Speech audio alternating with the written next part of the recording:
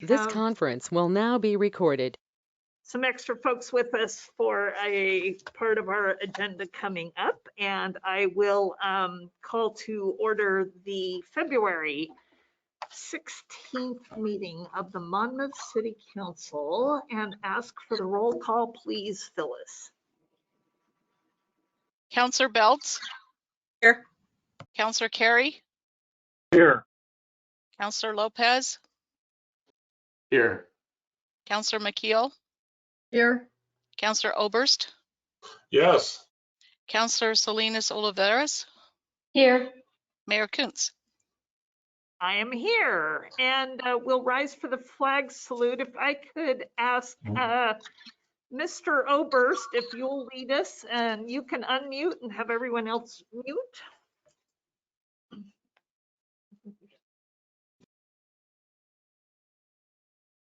I pledge allegiance to the flag of the United States of America and to the republic for which it stands, one nation, under God, indivisible, with liberty and justice for all.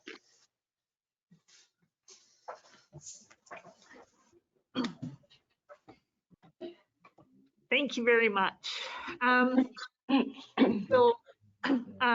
Tonight we have our regular meeting agenda.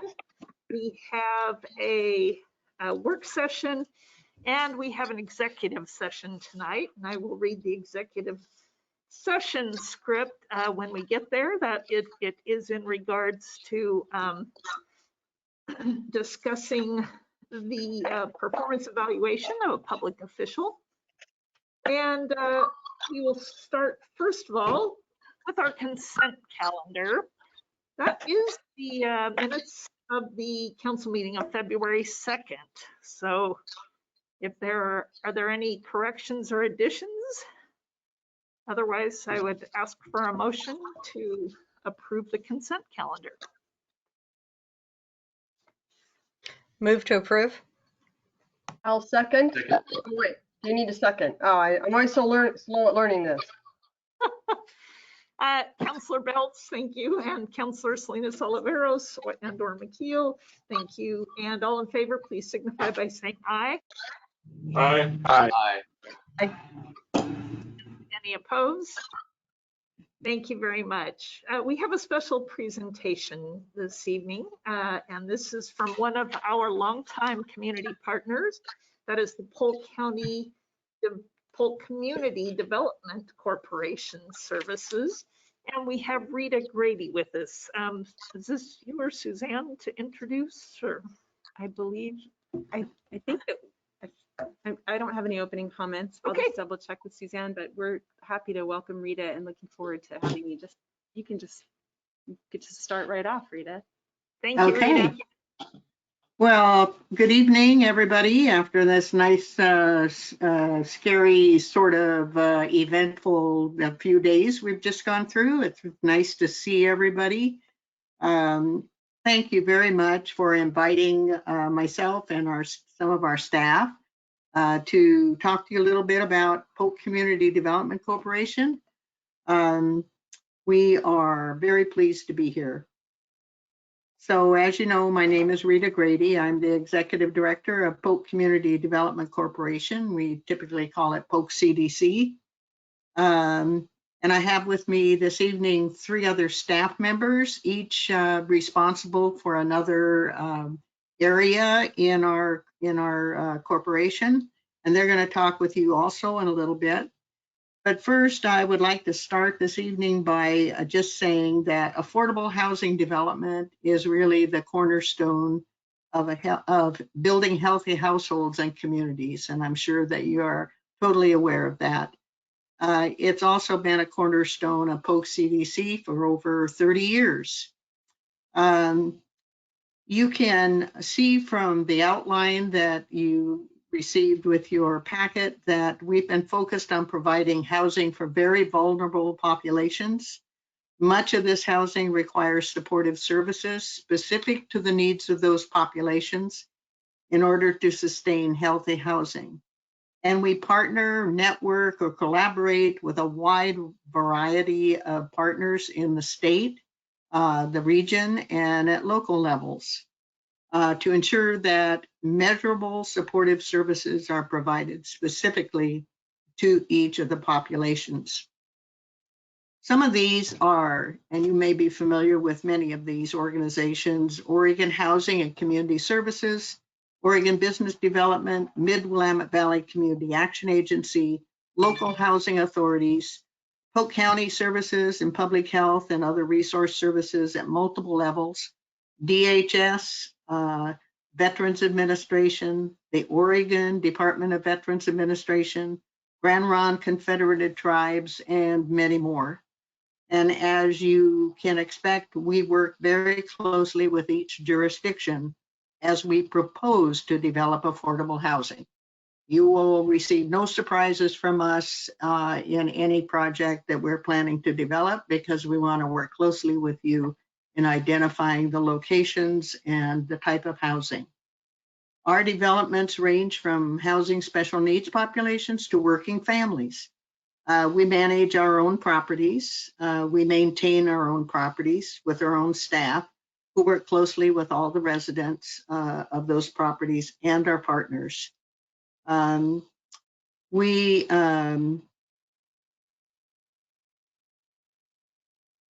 really like to put heart into the properties that we develop.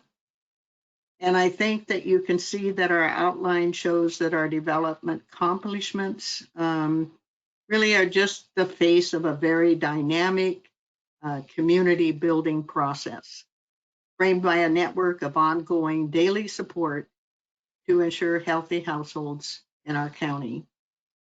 We have plans to become certified as a Community Development Financial Institution, or a CDFI, through the U.S. Department of Treasury. And that will allow us to include mortgage lending for first-time homeowners, flexible loans for community facilities, and commercial loans for business and business development in low-income areas. So we're excited to be here tonight. And we have programs that we deliver directly from our organization. So I'd like to introduce you to Kelly Burnham, who will talk next about some of those programs. Hi, I'm Kelly Burnham. Happy to be here. Thank you for having me. I'm a licensed loan officer as well as a certified housing counselor here at Polk CDC. One of the programs that we manage in Polk CDC has been managing since 2010 is the Oregon Homeownership Stabilization Initiative Mortgage Payment Assistance Program. And that program makes payments for homeowners who are struggling financially and possibly facing foreclosure. It makes payments directly to their lenders to help save their homes. They just recently reopened a program to help homeowners that have fallen behind or on unemployment due to COVID-19 related financial hardships. And that program application cycle is only open until March 14th. So if you know anybody, please send them our way. We'd be happy to help them. To date with that program, we've been able to help 780 homeowners stay in their homes, which is fabulous. You know, it's been a great program. One of the other programs that I manage is through Cost of Oregon. It's the individual development account, and it's a 3-to-1 match savings and financial planning program for first-time home buyers as well as secondary education. That program, we've had 34 graduates to date, and I currently have 15 enrolled for first-time home ownership. So that's a pretty exciting program as well. We also have the Carol Hensley Memorial Children's Fund, and through generous donations to that fund, we've been able to help 580 children in need with school supplies, school clothing, summer camps, and basic needs. We also offer on-site after-school summer lunch programs for children at our Park West and Woodbridge Meadow apartments. They have an after-school program as well as summer lunch program in the summer. And of course, due to COVID, we're not doing a lot of that now, sadly. Another one of the programs that we were very proud to help administer was last summer. We administered the Business Oregon City of Dallas COVID-19 Small Business Emergency Assistance Program for grants that was awarded to small businesses here in Dallas. We were able to make 32 grants to businesses that were negatively impacted by COVID, and those grants totaled $90,000. Happy to say that we will be, just now, we're administering the new grant that was offered by Community Development Block Grant COVID-19 to small businesses. We're getting ready to roll that out, and we will be contacting local cities and businesses in the area, and that grant will be available to eligible businesses in all of Polk County. So hopefully we'll be able to help a lot more. We have funds, available grant funds of $150,000. So we should be able, like I said, reach out to a whole lot more businesses and help them in need as well, because I know a lot of them are still struggling. And that's basically it. Thank you again for having me. Feel free to direct anybody in my direction if there's any of the programs that they might be interested in. I'd give a lot more information on it. And now I'm going to turn it over to Diana.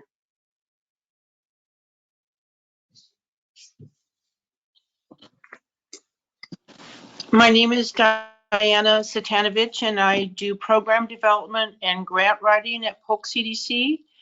And I want to thank you for giving us this chance to share our housing rehabilitation program with you, with the hope that maybe we can do something together in the future.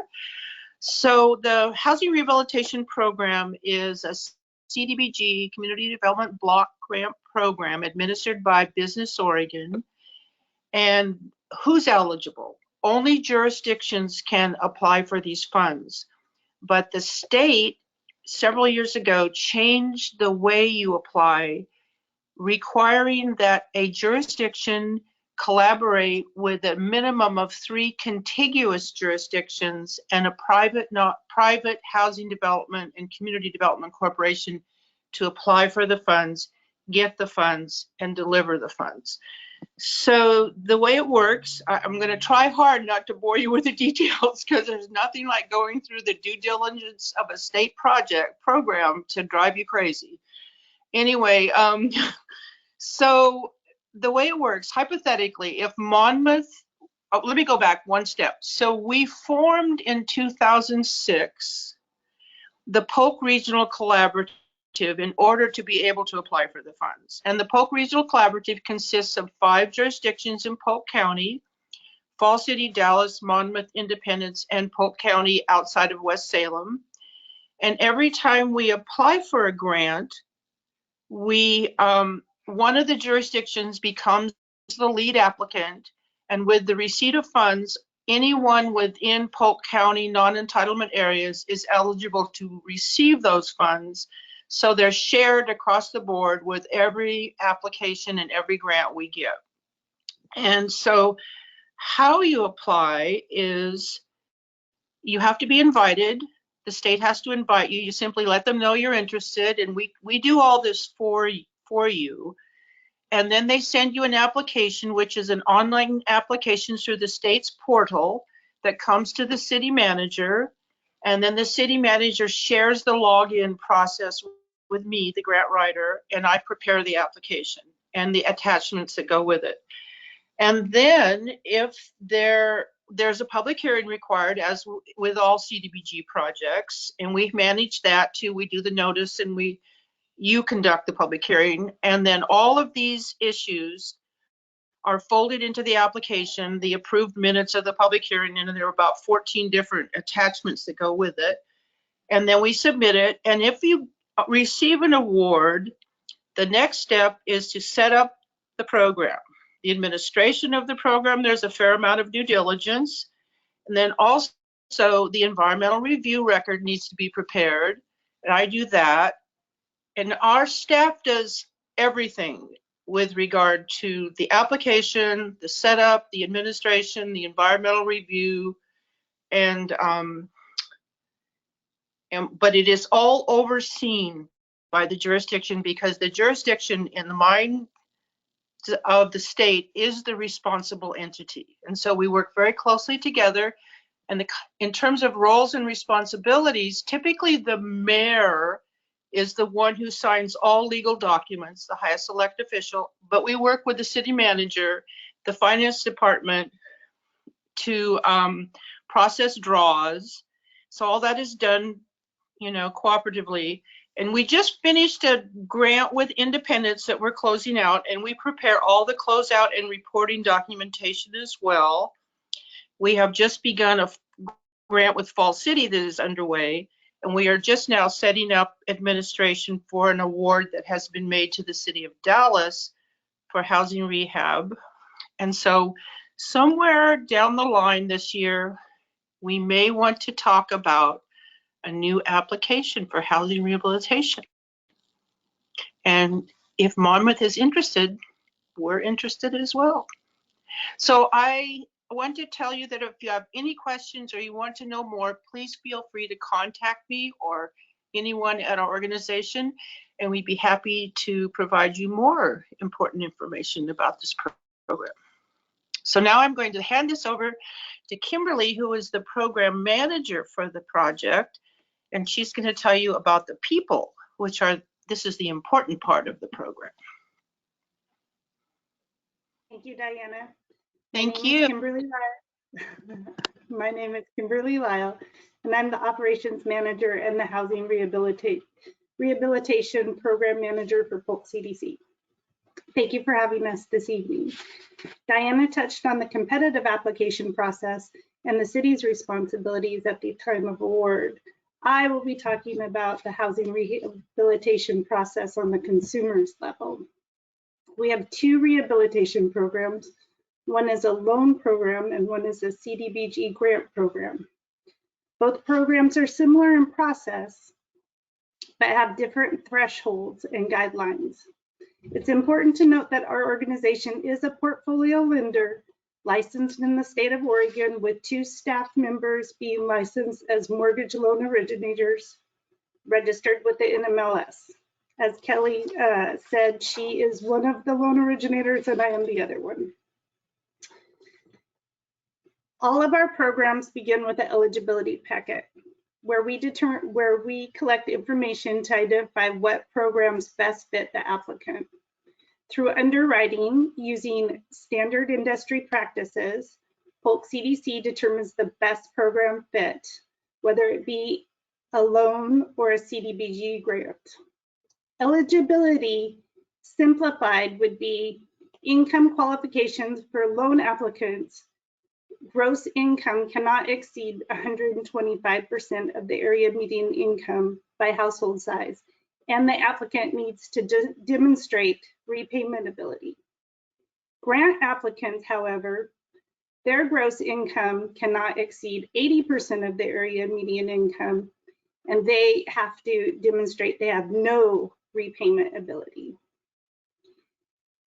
After we've determined which program the applicant qualifies for, next Polk CDC sends the housing rehab specialist, Molly Owen, to perform a site visit at the residence. And at that time, she will determine if the structure is sound enough to warrant repair. And in cooperation with the homeowner, Molly determines the scope of work that meets eligibility. Eligible repairs include, but are not limited to, repair or replacement of roof, plumbing, electrical, septic, connecting to sewer, shoring up foundations, and much more related to health, safety, accessibility, and structural soundness. Molly then sends the scope of work out to bid to local contractors. We require a minimum of 3 bids for the owner to choose from. After the homeowner has decided on the contractor and settled on the final cost, the homeowner and Polk CDC enter into an agreement for an award or a loan to fund the project. The homeowner and contractor enter into a contract and construction begins. Polk CDC monitors the construction for completeness, However, the homeowner monitors construction for satisfaction. Progress payments are made at the approval of the homeowner, and at the end of the job, a lien release is issued by the contractor. And another house has been brought to good repair in our community. In closing, I want to report that in all, just shy of $2 million of housing rehab funds have been issued to Monmouth homeowners, either by grant or loan. And we look forward to more partnerships with the city of Monmouth. And at this time, I'm going to hand this back to Rita for closing statements. Thank you.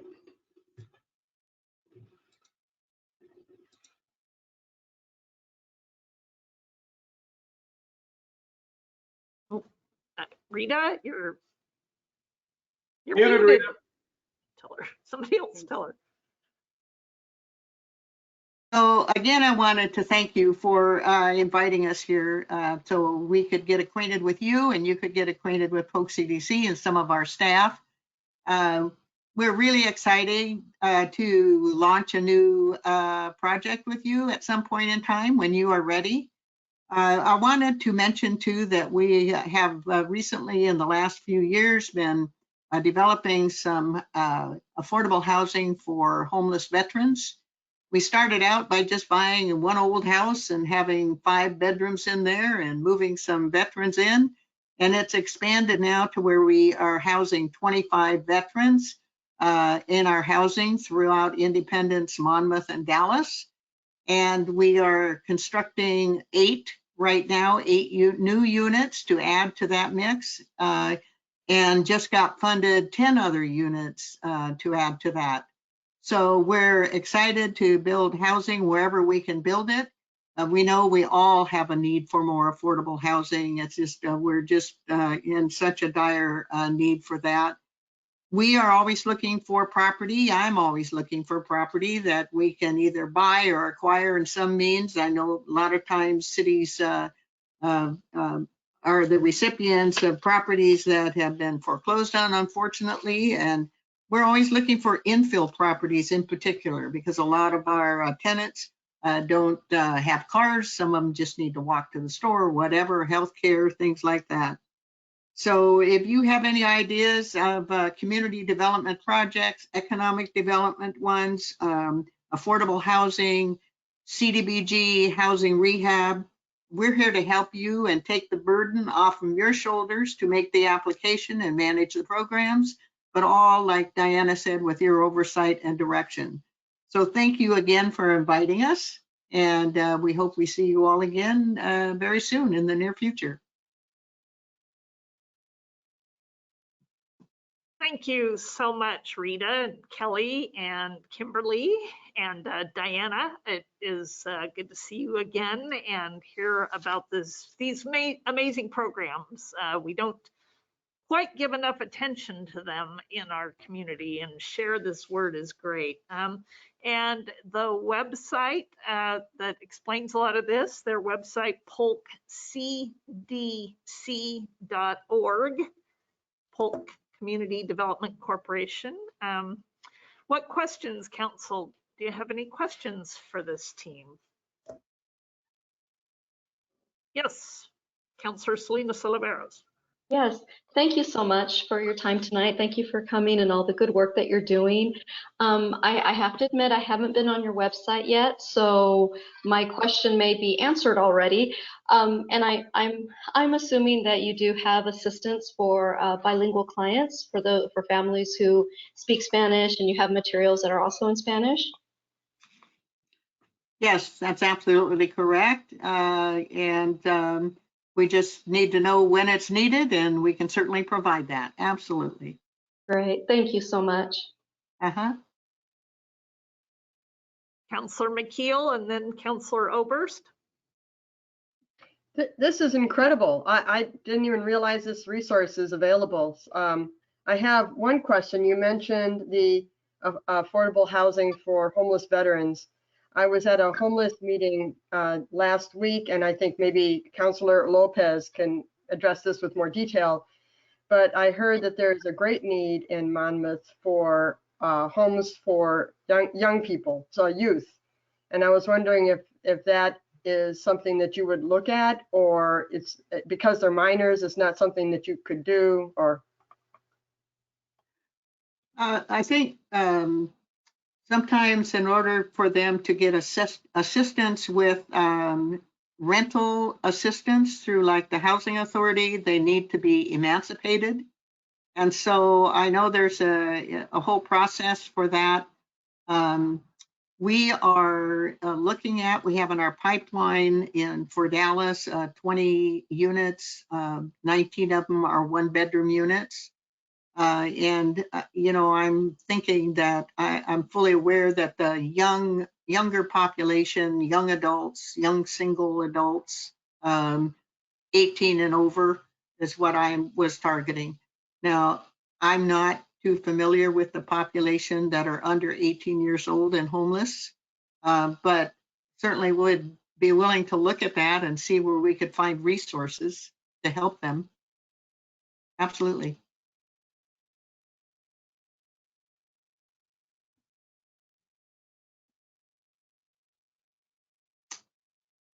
Yes, Councilor Oberst. Wondered, you mentioned the median income as a point around which loans and grants are wrapped. What is that amount at this point in Polk County? I'm sorry. I was going to ask Kimberly to answer that question. Okay. Well, it's a little more complicated because it is based on the household size. So at this point, only right off the top of my head, can I tell you that 80% of the area median income for one individual is about $39,000. Okay. Which seems a little, is that right, Kelly? Because Kelly has I have the income limits in front of me. Okay. A household one, 80% state median income for a household of one, you were very close, is $39,550. And then it goes right down. And it changes by HUD income limits, so it could be changing mid-March. They change every year. So it changes by what HUD goes by. But right now, one is 39. Around what? Do you have in your listing there a family of 4, just to get an idea of how it changes? I sure do. That's $56,500 for a household of 4. Okay, perfect. Thank you. You're welcome. I'd like to say one other thing that, for rental assistance for the housing that we develop, then that's looking more like to qualify for that is like 50% area median income. So Kelly, what would that be for a family of 4? Family of 4, 50% would be 35,300. For a family of 4? And that is, yes. That housing, that rental assistance would come through the local housing authority, West Valley Housing Authority. We find that we have been able to find rental assistance for our tenants from such a variety of places. Easter seals, even community corrections, when somebody really has a lot of barriers to get into affordable housing, we have been able to get them to pay some rent, which has been phenomenal.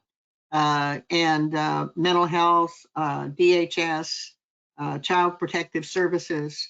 But for the long-term permanent housing, the housing authority, you just can't encourage people to apply soon enough because there is a long waiting list now for housing. I think there's like 1,000 people on their waiting list.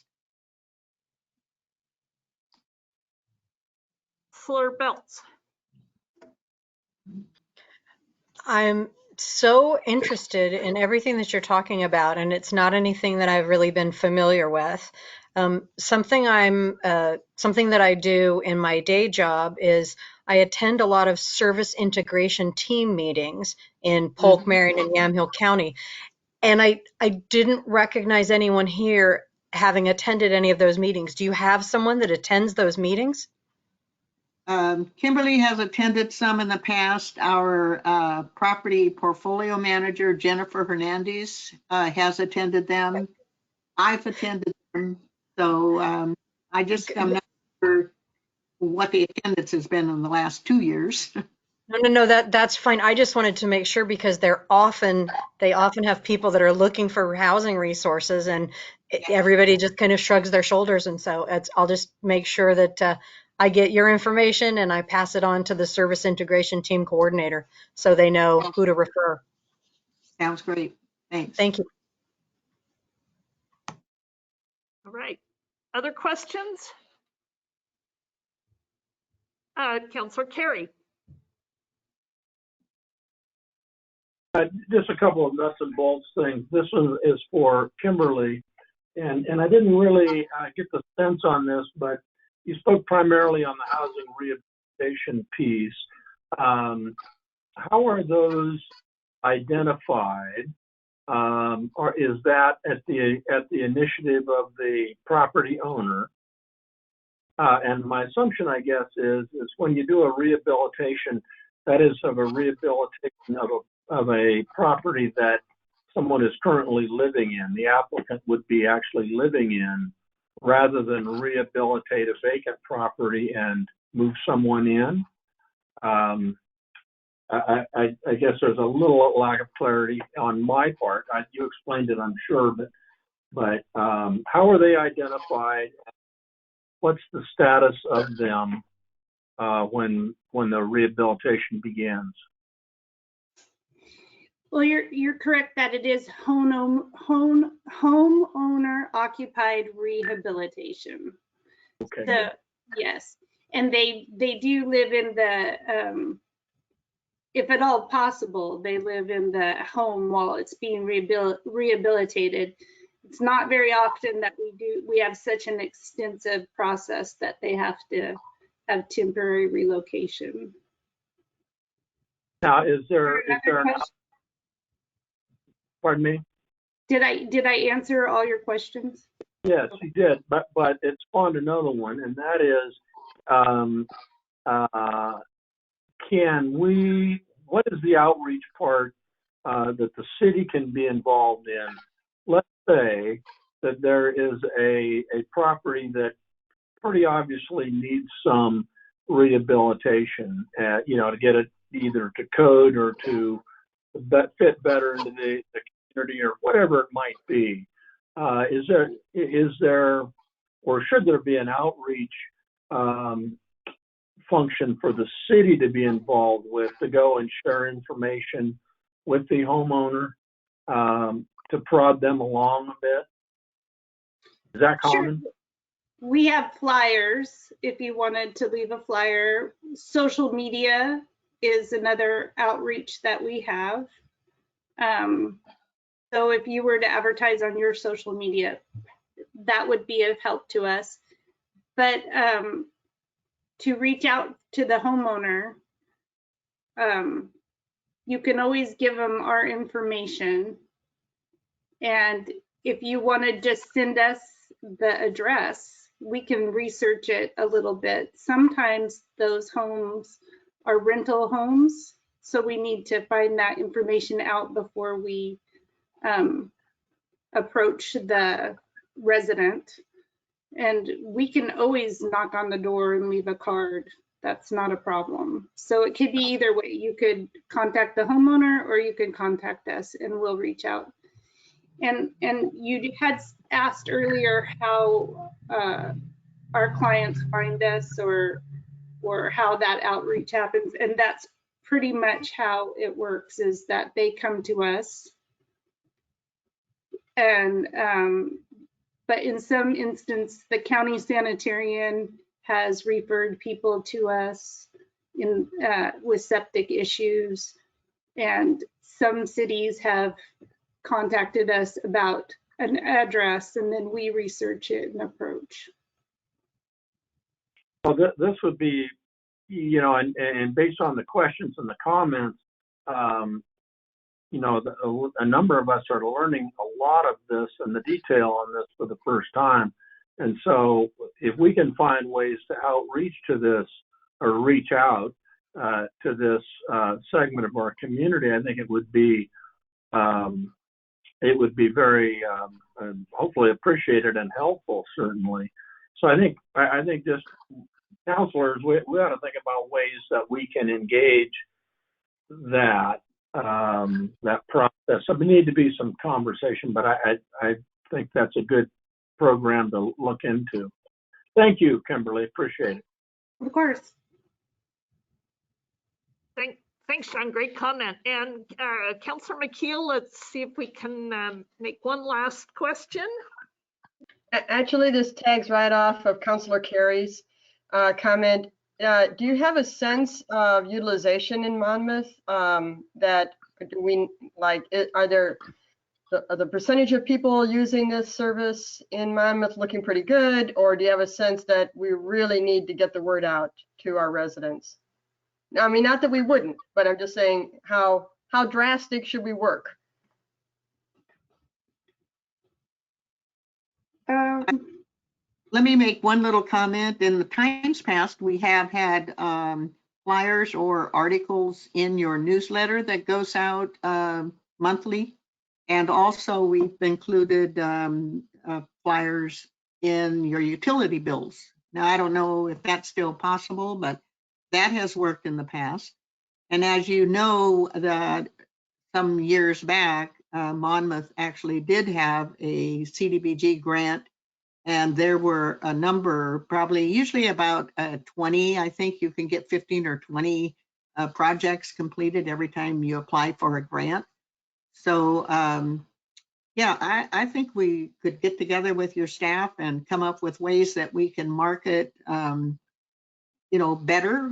We can always improve on marketing, but we have had a good number of people, like Kimberly said, over $2 million put out into housing rehab grants and loans in the city of Monmouth. So, and that's been over a long period of time, of course. But the most you can apply for to have maybe a pot of money for housing rehab would be like, $300,000, which would be available in any one grant.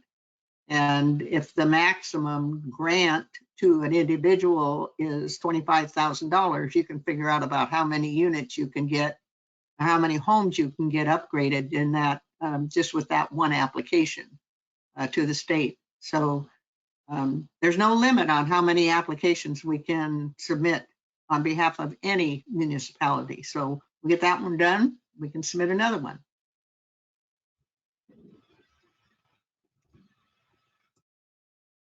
Again, thank you very much, Rita, for bringing your team and bringing this information. Extremely valuable and helpful to us, especially these days. We know folks are stressed, and having resources that we can share is invaluable. So thanks again for all you do here in Polk County, and we'll get the word out. We'll be in touch. Thank you very much, and we'll all leave you now to the rest of your business. Thanks a lot. Talk to you again. Bye.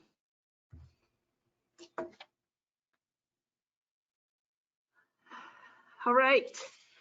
That brings us to our report section, and tonight have a couple of things. We've certainly, it's been an eventful month, been an eventful year again already, but just in the last few days had some things to bring to our attention. First of all, I really, I think we all know how fortunate we are to have survived what we've survived with this ice storm. I was forwarded an email from someone at PGE who said that this is the worst disaster, weather related, in Oregon in 60 years. So the fact that we have survived so far, to our knowledge, any loss of life, property damage certainly is here in our community, and I know neighbors have been out helping each other and helping strangers to get through this. We have some things that we are working on as a city to help our community to clean up after this. But the shout out that goes to our public works folks, our police department, and particularly, of course, Monmouth Power and Light. It was a long and stressful weekend. Working in circumstances, like as much as we all know we need to be prepared for natural disasters, I think the after action meetings on this sucker are going to be a real hoot, because all of our partner agencies are really struggling with the things we have faced. We know that we have had families without heat, without power, without communication. We have families because of a failure not of our local merchants, but folks with food stamp benefits have not been able to access those benefits at retailers. So we have folks in our community who've gone without using their food cards and or had to pay cash for items. The Department of Human Services in Oregon is putting out information about how that can be fixed. They are making sure that if families had food go bad, they can get it replaced. They can get money for the replacement value. And they have worked diligently to make sure that folks are not suffering from that lack of food. But we know others are, and our food bank will be stepping in to meet needs. The farm to family programs will be stepping up. But we will all continue to help folks in our community. I want to mention just some numbers I was getting updated on as soon as I got my internet back. When Monmouth Power and Light, when our power went out, roughly 3:30 in the morning of the 13th, 4,699 meters went down. We lost our transmission from Bonneville Power to the Monmouth trunk. We all went down at once. That storm took out 8 poles and 3 transformers, but Bonneville restored its main power to Monmouth about 12:30 in the afternoon on the 13th. And by 2:36, according to my clock when it started up again, 80% of us got our power back, less than 12 hours.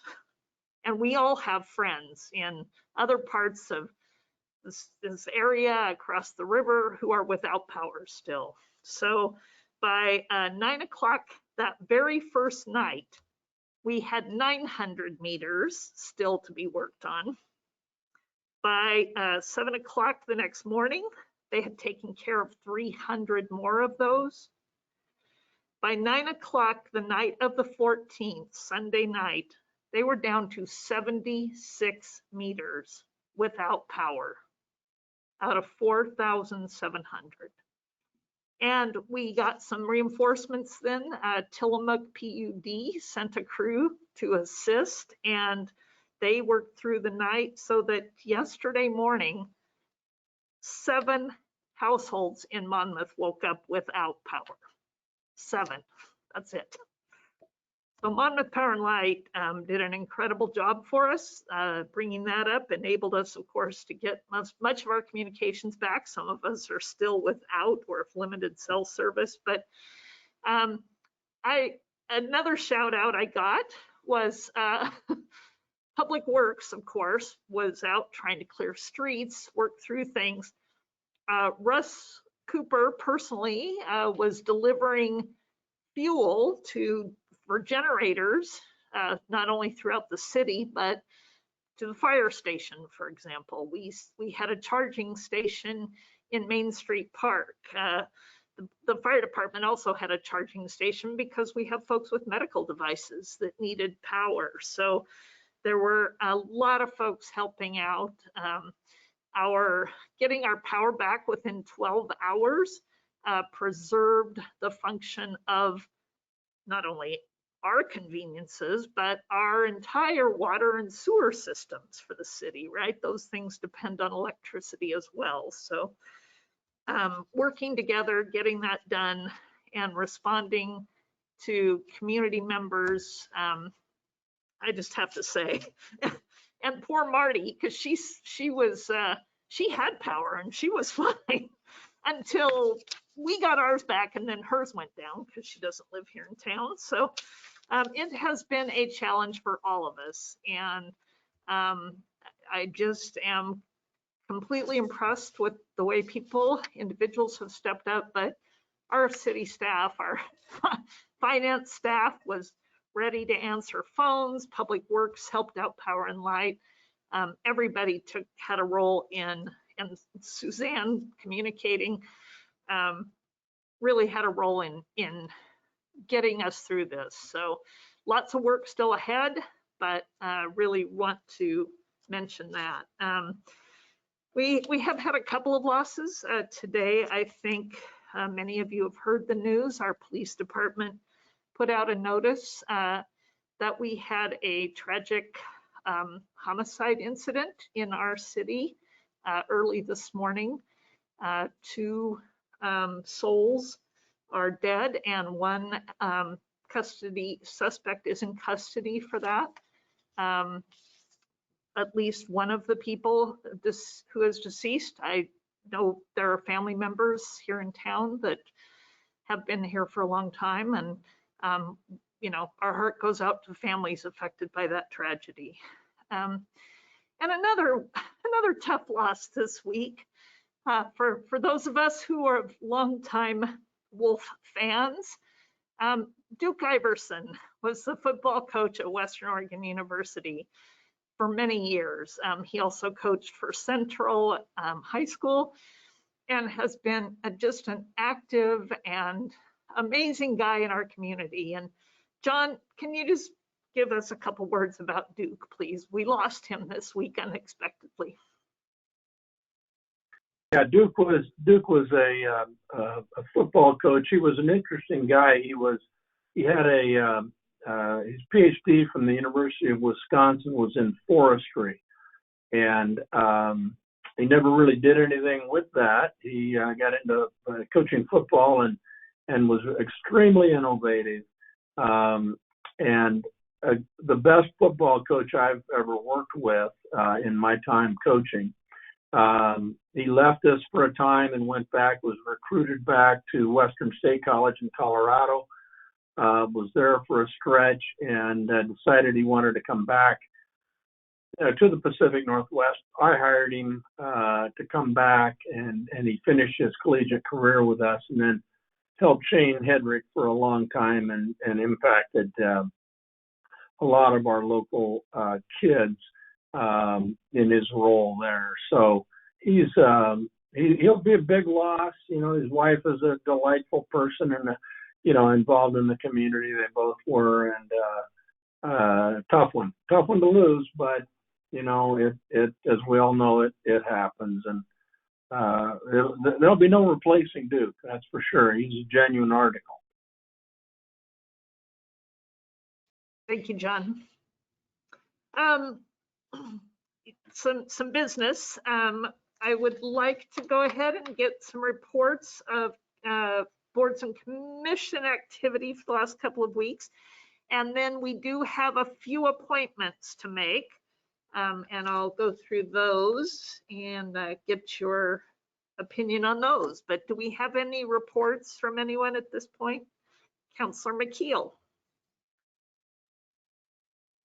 I just want to offer kudos to Chuck Thurman, who sent in our application for Tree City USA, which was accepted for the 19th year in a row. So thank you to Chuck Thurman. Also, he led us all this last weekend to plant those 2 trees, 1 cherry and 1 plum. Don't you get your expectations up too much though, because there are only 3 buds on the cherry tree, so the pie will be very, very small.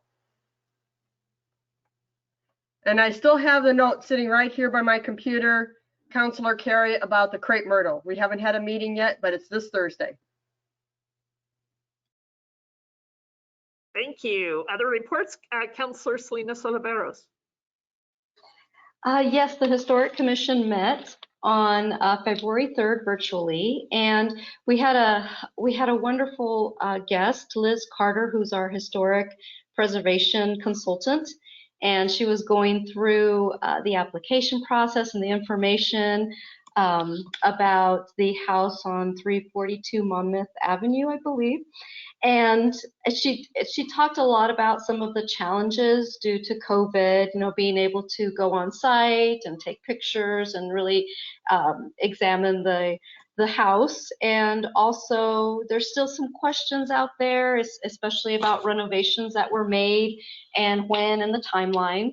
And then Liz also talked about the things that are left to do for this application process. The logo, the formal interview with photos from the owners who live there, some of the mapping, some of the floor plan sketching, and the formatting for the exterior of the house. So some basic framework. And then Liz explained to us that this is going to be a lengthy process, depending when the application gets turned in. And it could be, we may not hear anything until fall or winter. And it just depends on when the application's turned in, and everybody's backed up with processing information. So, but she did some really amazing work for the Historic Commission. And then we did briefly talk about the mural project again, and talked, trying to bring about some guidelines for if we have artists who will be maybe taking up this project, some things left to confirm, and then just some questions about guidance. Do we want to talk a little bit about the land that we're on with the Calapooya Indians? Do we want to research, and we're researching who are the laborers for this railroad? Were they Chinese immigrants, or and so we're trying to find out more information to make sure that we have a complete guide for the artist for this mural project. And that's pretty much it. It was a very good meeting, and I don't know if Suzanne has anything else to add. I think that was a great report. Thank you, Counselor. Thank you. Councilor Oberst, then Councilor Lopez. Thank you, Madam Mayor. Parks Commission met on the 10th.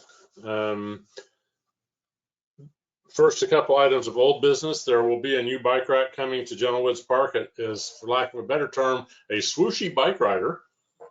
It sits quite still, but it looks really fast. It'll have a little name tag on it that says General Woods Park. It's being created for us by Northwest Toys right here in town. So this is doing business with a local business. We're also still planning to have rehabilitation of the old high wheel bike style bike rack from in front of the former bike shop downtown, but no news on that. The Parks program gives out recreation grants every year. So far, we only have 2 applications in. Russ indicated he'll be doing some more outreach, both Facebook and next door kind of things, but also reaching out to our for-profit and nonprofit sectors and making sure that folks are aware that these grants are available. There's information on the website. If you know anybody who would qualify for a grant for a recreation activity, preferably in the park, with paying attention to COVID restrictions, please point them that direction. New business update on the skate park. Oregon State Parks grants, unfortunately, were not granted last year, which means that we've got a double dose of applications coming in this year. And on top of that, the funds for the program that we would probably qualify for come from the lottery. And since nobody's hanging out in bars playing video slots, I think that apparently the funds there are down. And so it's going to be tough for them to come up with money. There has been in-kind promise of rebar for that project. And the folks working on that are going to try to start upping their activities to see if they can start raising more funds and getting more interest and making sure folks are aware, may be eventually a sign coming up on the S-curve saying future home of, but to make sure that people in town are aware that this project is, in fact, something that's there. There's a design consultant that's going to be brought on soon for that, and we'll just keep hoping that that skate park project moves forward.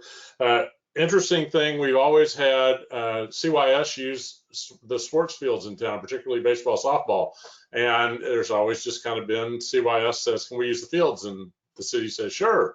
And now we have just a little bit more competition with the formation of some club teams around particularly baseball, at least one. And so discussion around how to handle this, and the notion was to leave at this point for this year, because this is new. This is mostly these other teams asking for practice rather than game time. But keep CYS as first priority, but see if we can get these two, these teams and CYS to talk and maybe parcel out field time so that everybody can use fields. I think this points out that as we grow, we're going to need more sports fields. Of course, we are limited because the school district fields are, until COVID is no longer a thing, not available.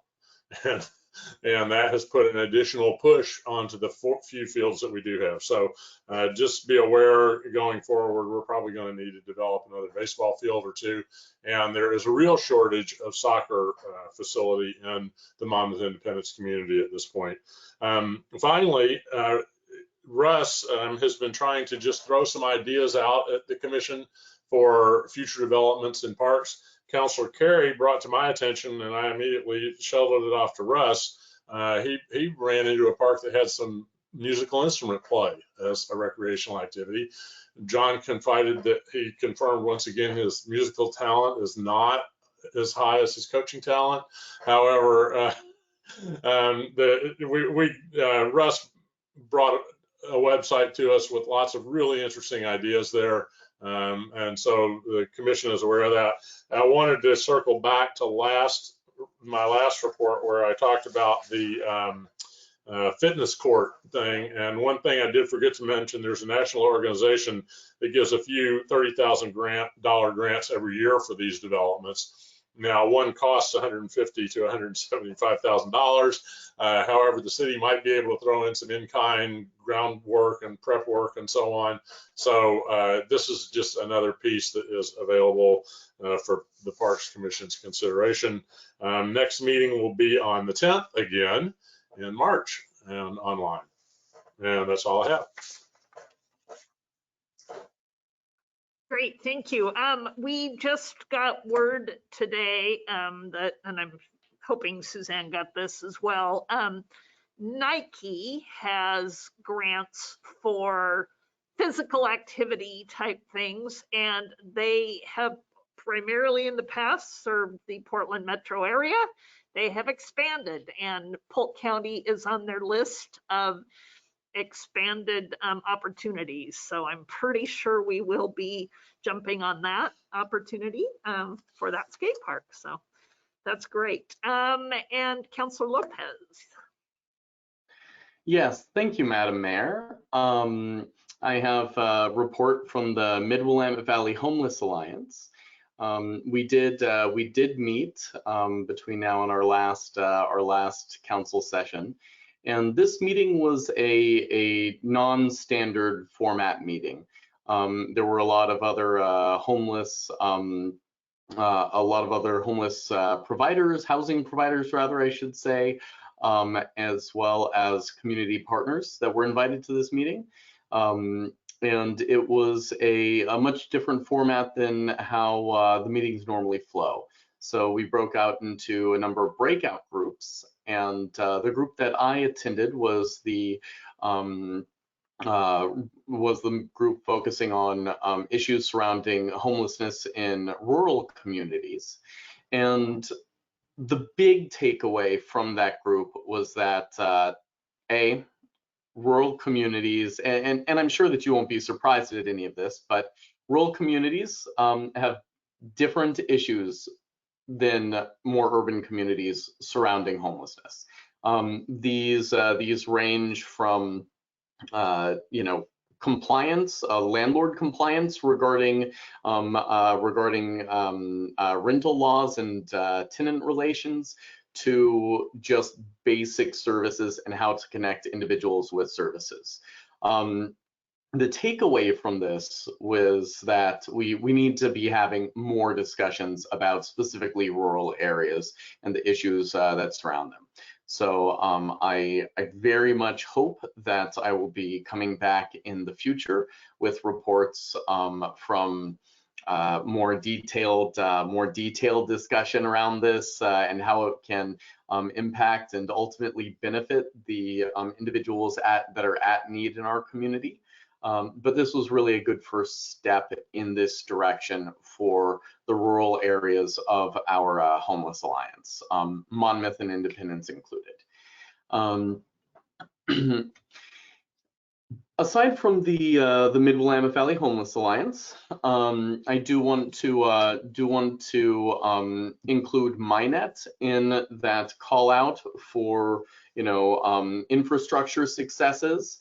I know that there have been some issues with Easy Video, but internet came back for many individuals right as soon as the power came back on, and while cell phone service was still down, being able to connect with people through email, being able to connect with family members, being able to connect with those outlets for support throughout this recent crisis, whether it was through VoIP calling or other digital communications, was really essential. And I want to really tip my hat to the MyNet staff for getting that essential line of communication back up and going that we're all communicating on, or at least most of us right now as we speak. Even today, I still have issues with my cell phone here in town, as I'm sure many do. But we're able to video chat successfully. I know that there have been some issues with Easy Video. Those of us that do utilize that portion of MyNet. I'll remind you as well that Easy Video is a relatively local, they're not within the city, but they are a relatively local company. And so even though it sounds like this digital thing that just moves through the internet and these ones and zeros, right? There is physical infrastructure there, and they were hit by this terrible ice storm in a similar fashion to how we were. So hopefully that will all be, a moot point in the near future.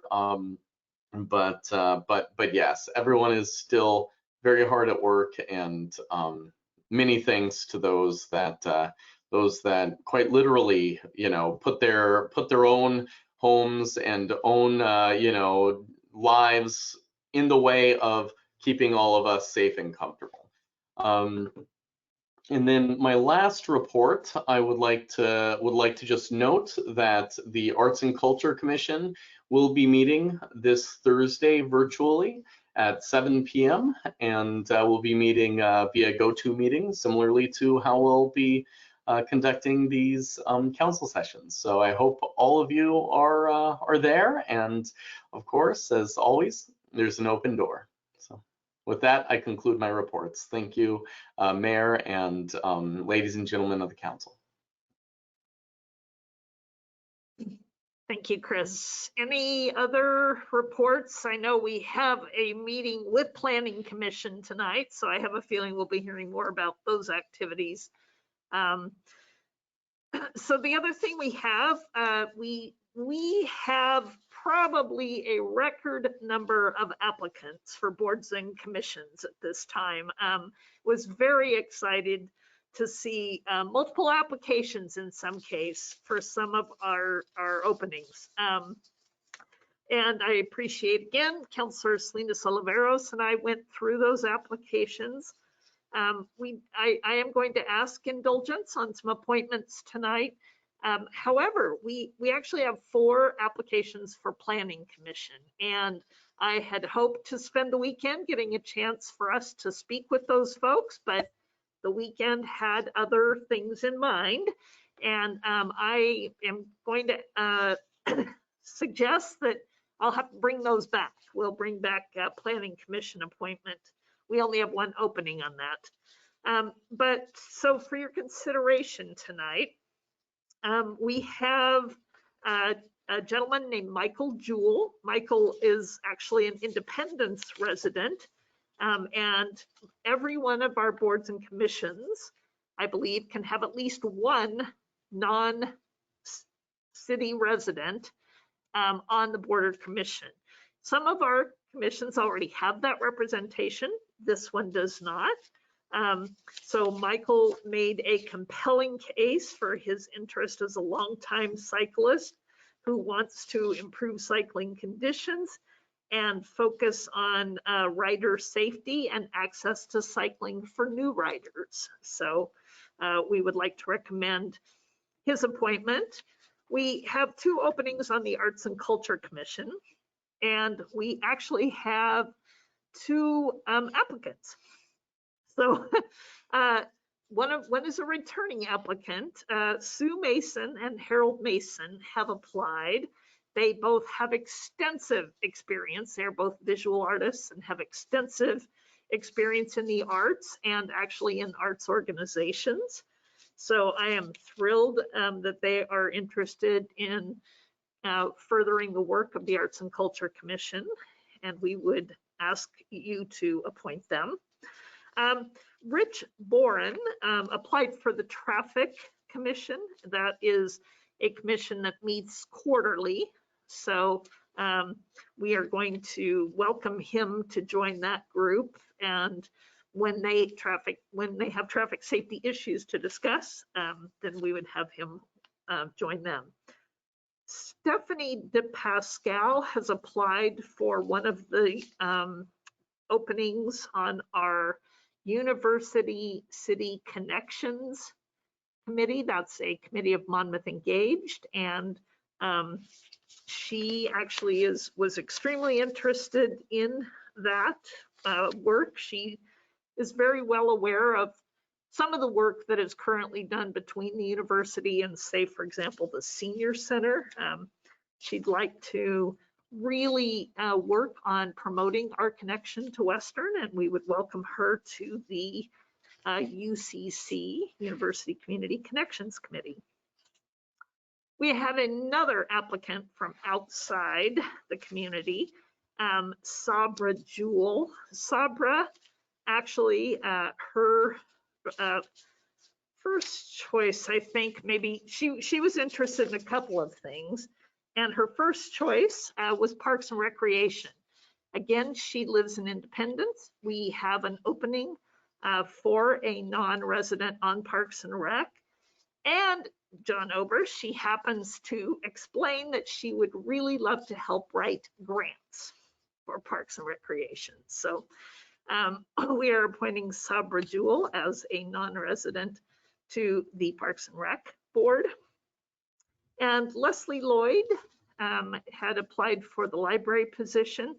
We had another applicant for that who had a very compelling application, but he is a non-resident. He lives outside the city limits, and that board already has its one non-resident member. So we would ask to appoint Leslie Lloyd to that board tonight. So we actually have a total of 7 appointments to push forward to you. And I would welcome any questions or a nomination to approve those appointments. I would move approval of the entire slate, Madam Mayor. And I'd like to second that. Thank you, Councillor Oberst, for the motion, and Councillor Lopez for the second, and Councillor Carey, question? Just part of discussion, and I was making notes on other things, so I didn't get all of the accolades of the non-residents applied. They're certainly welcome, but generally we've identified those as having a particular skill or a particular knowledge or ability that would sort of trip it over the top. So I guess it's permissive legislation to have someone from out of a non-resident, but it is not a requirement. So I just would caution in future. I'm going to vote yes for this, but as we consider these in the future, that we need to look for some sort of a special and unique talent, and they may all have it. And actually, these folks appear to be quite qualified for the positions they've applied for. I know on planning is extremely different. I mean, planning has very constrictive membership, either needs or requirements. So we do, that's one where if we have an out of town member of planning, you know, we make sure it's that there's somebody with definitely some expertise. So I appreciate that comment and a consideration. John and then Roxanne.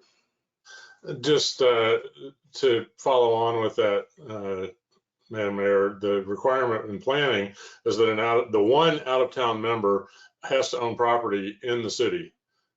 So we do have an out-of-town member on planning, and that member has lived in Monmouth, has been involved in Monmouth in so many ways for so many years. And while he does not live inside the city limits at this time, his heart lives here. I'm pretty sure. So, you know, glad to have him on. And Madam Mayor, I will say that at one point, about 15 years ago, 10 years ago, we actually had every seat on every board and commission filled. And I am looking forward eagerly to the day that we get there again, because as far as I know, that lasted about 2 months before we had a vacancy and never got all full again. Thank you. And Councillor Belt. I just wondered if we could encourage the person, well, I know he probably is aware of it, but encourage the person that won't be appointed to the library board about the Friends of Library, just because that'd be a great alternative for him. I did that, Roxanne. I also suggested the Friends of the Senior Center. Perfect. Thank you so much, Phyllis. Partly because he also touts himself as a great grant writer. So we definitely want to connect him. But yeah, Phyllis worked through some of these folks and spoke to them about these constraints. So, and I will point out, thank you, Janet Chenard, that we do have one committee that is not allowed to have non-residents, and that is our budget committee. So we're full there, but that is by law something we cannot bring in other folks for. So thank you for that, and I will call for the question. So all in favor of the slate, please signify by saying aye. Aye. Aye. Aye. Aye. Aye. And any opposed? And Roxanne is frozen, so we'll assume that was an aye. So looks frozen to me. Oh, not to you. Okay. Thank you. So we will get those done, and we will bring back a recommendation for the opening on planning for you at our next meeting. So thanks for your patience. Marty Wine with our city manager's report. Thank you, Mayor and Council. I have a pretty short report tonight, and it consists in large part of things that you have already heard about tonight. So I just want to add to what's already been said and echo a shout out and acknowledgement and big thanks to our city staff who spent the entire weekend responding to the winter weather, AC, freezing conditions. You've heard it all, and thank you for the data, Madam Mayor. We're going to have a fuller report for you on Friday notes, but down power poles, lines, trees, welfare checks, social media messages, translations, announcements, taking phone calls, making sure our water and sewer systems were running properly and kept running, and generously making sure that our community got power and as quickly as possible. So you all know how unprecedented and disruptive this storm was for us, and not just from the electricity standpoint, but from connectivity standpoint. And it really showed how everyone in our community looks out for each other. And we're just really grateful to our tremendous staff for their amazing response. As you can see, as you drive around the city, it's not over, but at least it's above freezing. And the outpouring of support and thanks that we've gotten, we also, I think we have given back to the community over the last couple of days, and it was really great. So you'll see a fuller report in Friday Notes, and there's lots of after action discussion going on, as the mayor noted. And we do have an intention, because an emergency was declared at the state level. We declared a local emergency. The mayor did so yesterday, the 15th. And so our intention is that should this be a qualifying event for disaster relief funds at the federal, state, or local level, that we'll be requesting resources to help with our response and our recovery. In light of that also, I know there have been questions about storm debris and cleanup efforts, and every community around us does something just slightly a little bit differently, but I just wanted to announce, and we'll start pushing this information out tomorrow, that beginning tomorrow, February 17th, Monmouth residents can drop off their wood debris. Those are logs or tree limbs or fencing or untreated material at Mar Brothers on Pacific Highway for no cost.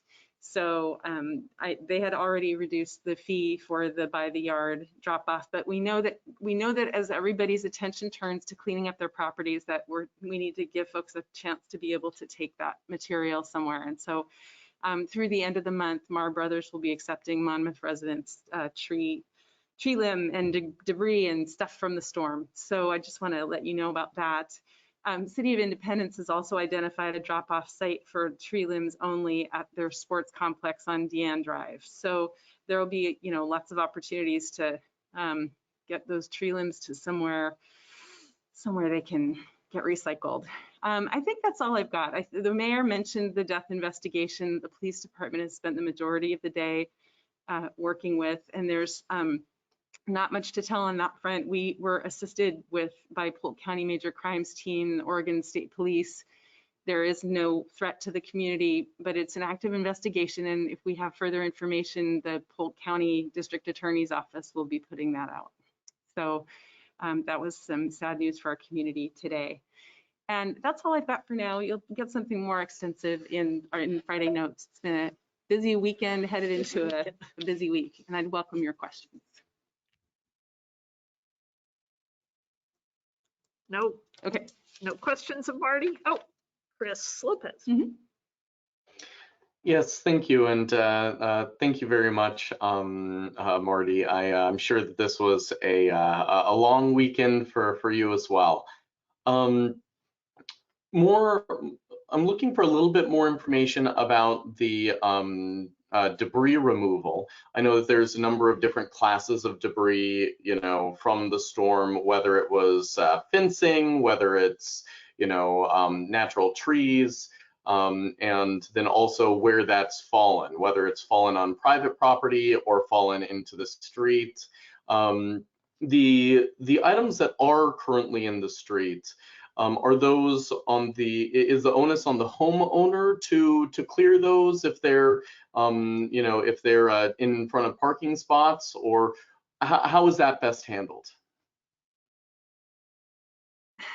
Because we're a couple of days on from the storm, I know that folks may have already cleared things and put them in the street, but our public works crews' efforts are to have the streets clear, and they've done so. And if it is on a sidewalk or a planter strip or a street tree, it is the property owner's responsibility to clear that debris. I think what we're trying to do is provide an opportunity or an outlet for a place for that to go.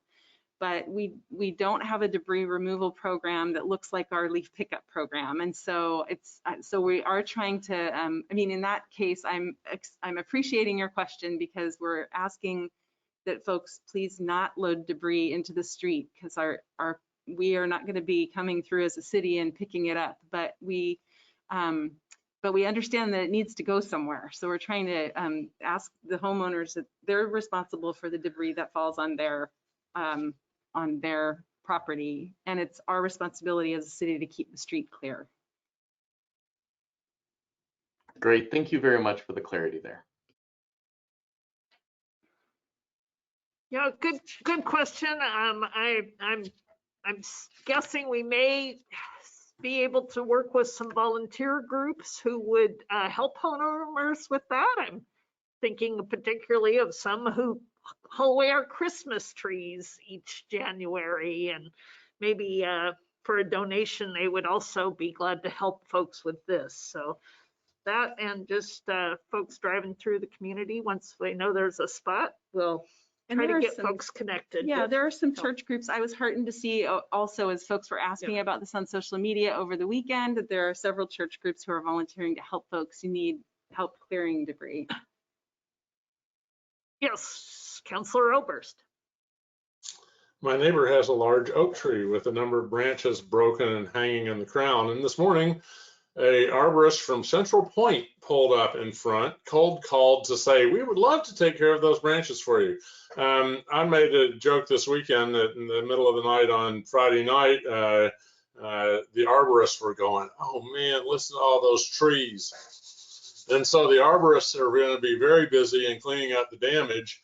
And they are coming from outside of our area to get a little extra wintertime work and so on. I would urge, if a citizen is approached by any arborist, local or long distance, to verify with Contractors Board website that this person is in fact licensed, bonded, and insured, and currently in good standing with the CCB.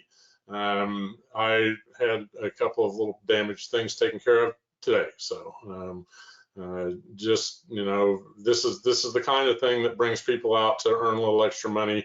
This is one area with people high in the air over your property that you might want to make sure that they are, in fact, know what they're doing and insured in case things go a cropper. Jason, if I can just add, also, if they're going door to door soliciting work, they should be registered with the city as well.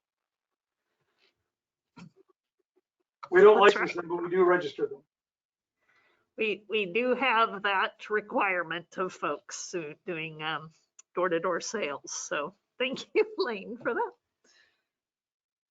All right, at this point, then we'll go ahead and take citizen comments. We don't have anyone here in the room with us, but Phyllis, do we have anyone who has indicated they have a public comment for us? I have received nothing, Mayor Kuntz. All right. I think at that point then we will move on. Again, we just have one item on our business. Oh, Carol? Sorry, and my apologies, Madam Mayor. I'm not quite sure where to put a city councilor comment, and I wanted to say something about Black History Month. Is that here or at a later time? Usually ask for those at the end of the regular meeting before we take our little break. So okay, thank you.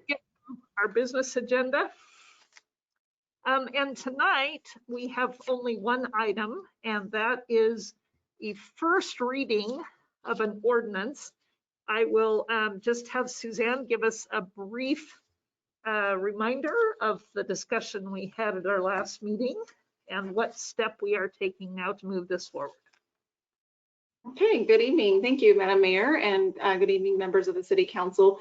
As you'll recall, at your last February meeting, there was a public hearing to consider a comprehensive plan zone change for property just over an acre in size over at the S Curves and Ash Creek Station. They were asking to change the zoning and plan designation from multifamily residential to commercial retail to facilitate future commercial development that's part of the Ash Creek Station development. So at the end of that public hearing, the council did choose to approve the proposed amendment and directed staff to prepare an ordinance to adopt the change into our city zoning and plan maps. You have before you ordinance 1397 that has been prepared and brought back to you to make that decision official. This is just first reading tonight, and then we'll bring it back in the normal sequence at the next meeting for second reading. So that's all I have, unless there's any questions about that.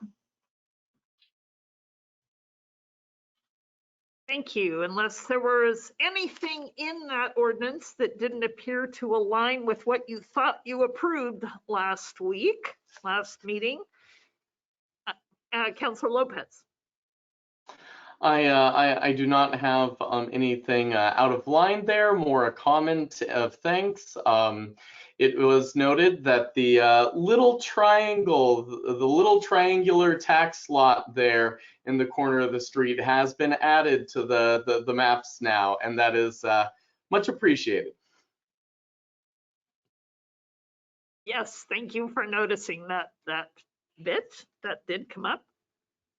All right, with no other comments, I will read by title ordinance number 1397, an ordinance amending the Monmouth Comprehensive Plan Map designation for a certain parcel of real property located at 137 Monmouth Independence Highway, assessor map number 8430A, tax lot 3100, from medium density residential to commercial, and amending the Monmouth zoning map designation for said parcel from medium density residential to commercial retail.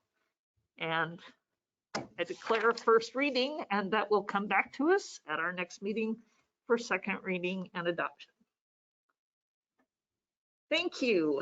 And so now we do have a few moments for council comments. And I am going to say, because we do have a couple of pretty long discussion items on our work session agenda, that I am going to postpone our executive session that was planned for this evening, the evaluation. Thank you all for completing that, but we will postpone that to our next meeting. And so, council comments. And Councilor McKeel, why don't you go ahead? Okay, sorry. Let me just move a piece of document around here.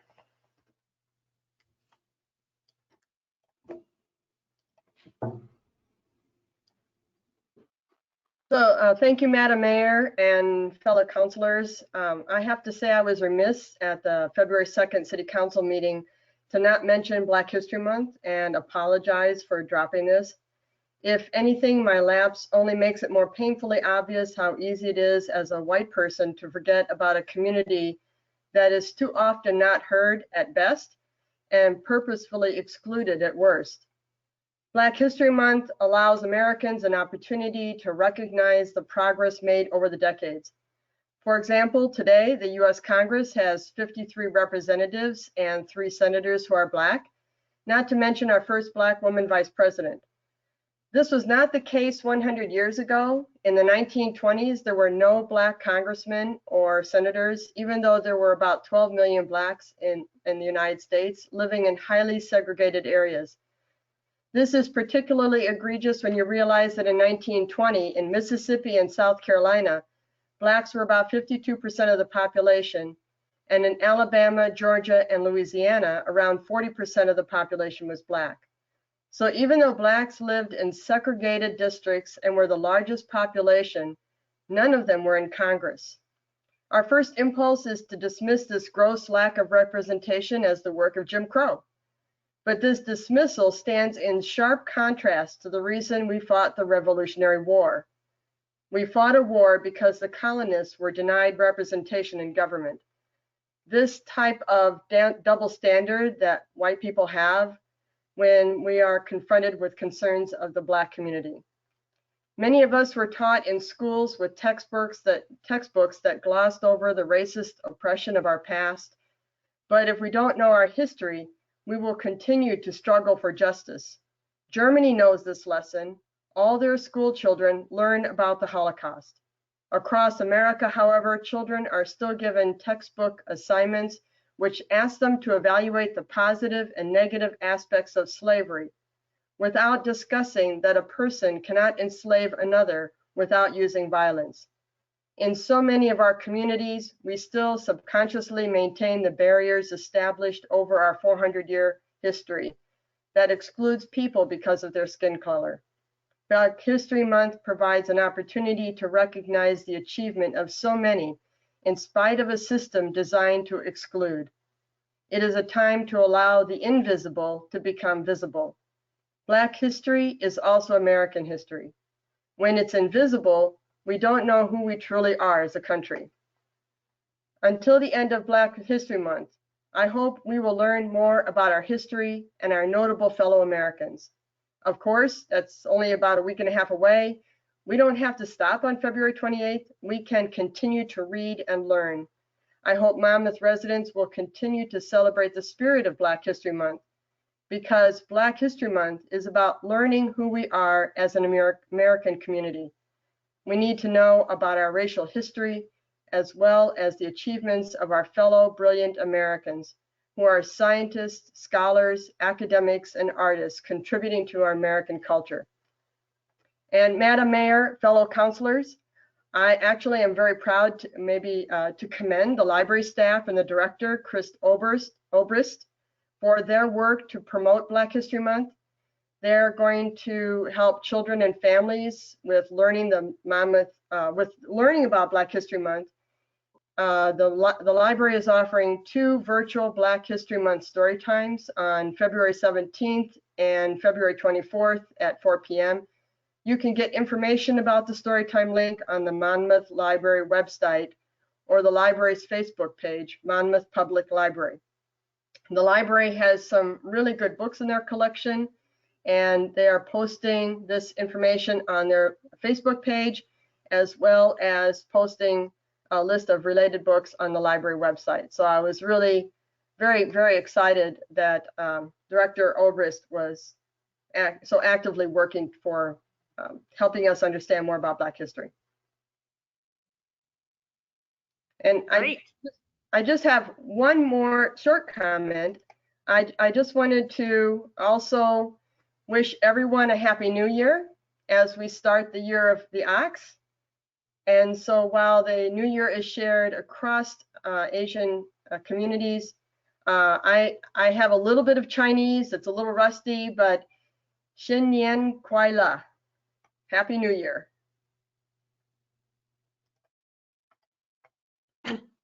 Thank you. And actually, I knew that. I last year was able to do a welcome to the group on campus who was holding Lunar New Year activities. So I actually, I believe that was correct, if I recall. Quick comment, Councilor Oberst, or you just? I wanted to thank our city manager for a wonderful job of communicating through this disaster that we faced this weekend, a small scale disaster on our case compared to some. My wife noted our presence on Nextdoor for the first time. And I think that reached out to a whole lot of people who may engage that form of social media and not others that we've used in the past. So I was thrilled to see us, pick up this new communication thread. I also wanted to thank Monmouth Power and Light for their efforts. We were amongst the 76 who were not restored to power on Saturday night because the whole neighborhood came on and then 2 fuses in our neighborhood blew. The good news is that one of the other houses was our Power and Light secretary just down the street from me. So there were 9 of us who had to wait for Sunday morning, but I called at 7 a.m. and they were out there at 7:05 and had us on by 7:15. So kudos to Chuck and his crews for their hard work. And I know Power and Light or Public Works was also knee deep in all of this this weekend. And thanks to everybody for the hard work on getting us through this. Yep, absolutely. We are very lucky. I am going to ask for a motion to adjourn to work session. So moved. And all in favor, please signify by saying aye. Aye. Aye. Aye. Thank you. We're going to take a little break. I'm sorry, our poor planning commission folks have been wading through all of this with us, and now I'm going to make them take a break. So if we could try to do 10 minutes, 8:17, between 8:17 and 8:20, if everyone's back, we will start up again. So thank you all very much.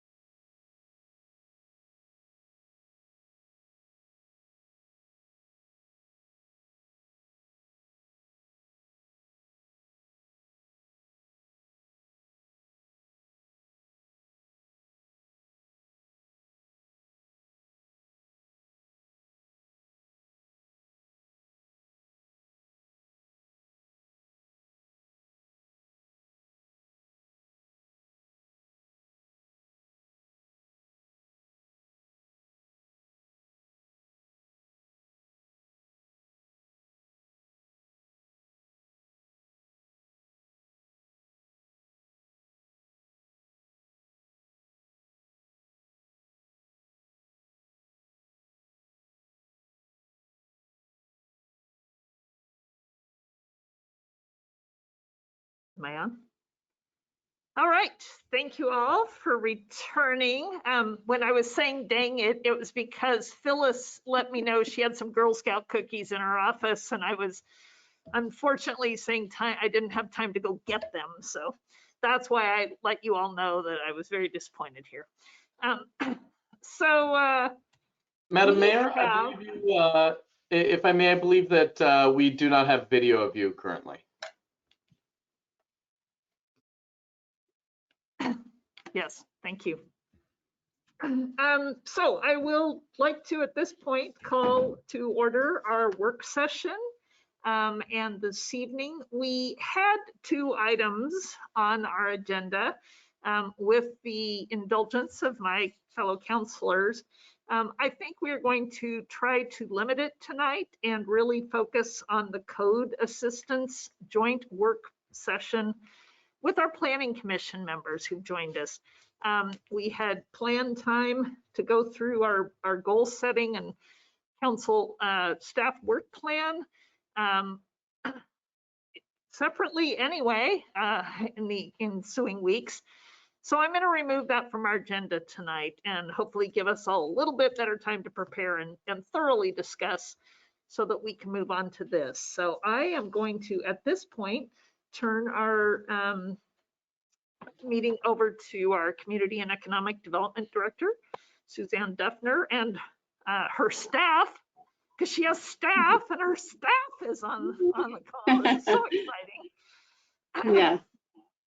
Thank you for that, Mayor. Yes, I would. Great, thank you. And I just would like to recognize Liz Pongratz is with us. She's our new associate planner. So I think this is the first time we've had a chance to introduce her to the City Council.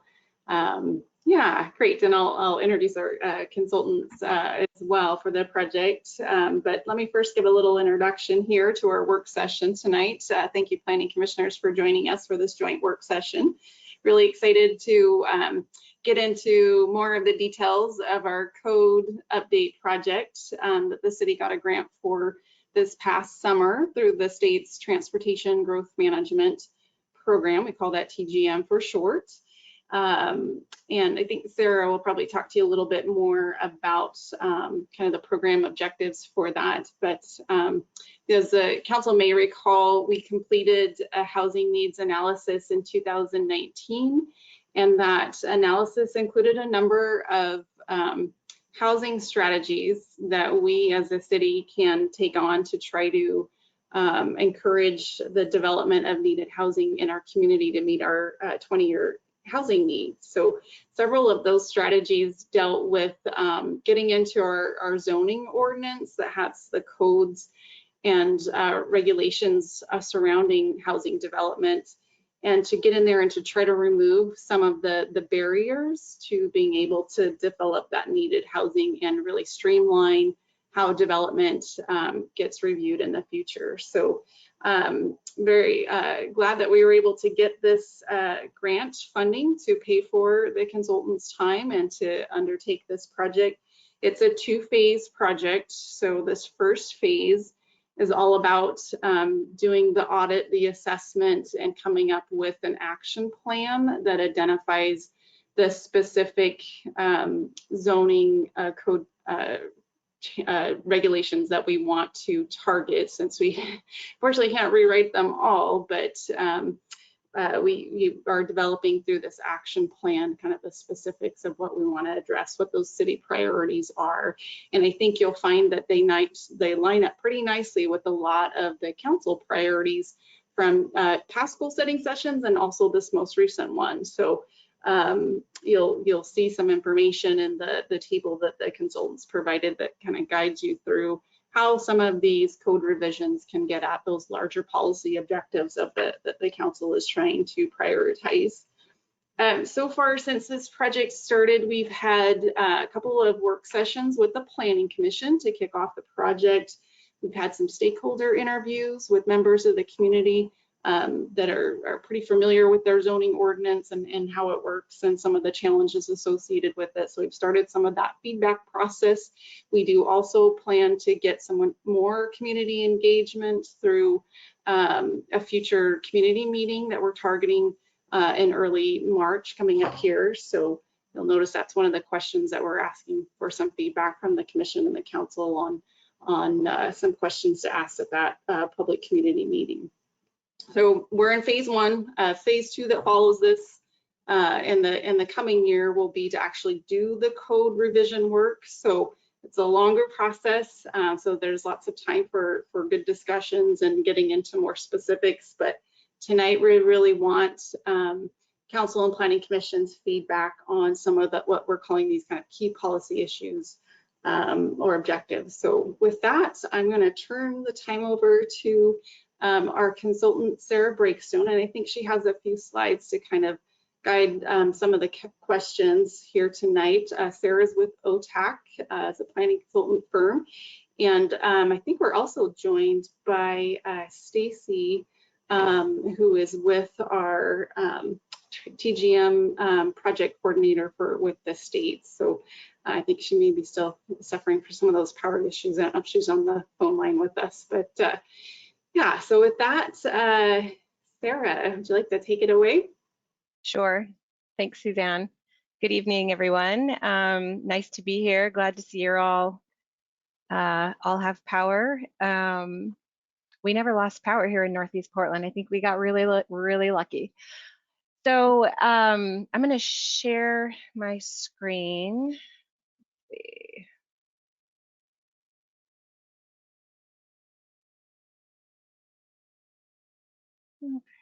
Okay. Is everyone seeing that? Good. I always have to take a minute to figure out how to reconfigure my screen so that I can see everybody.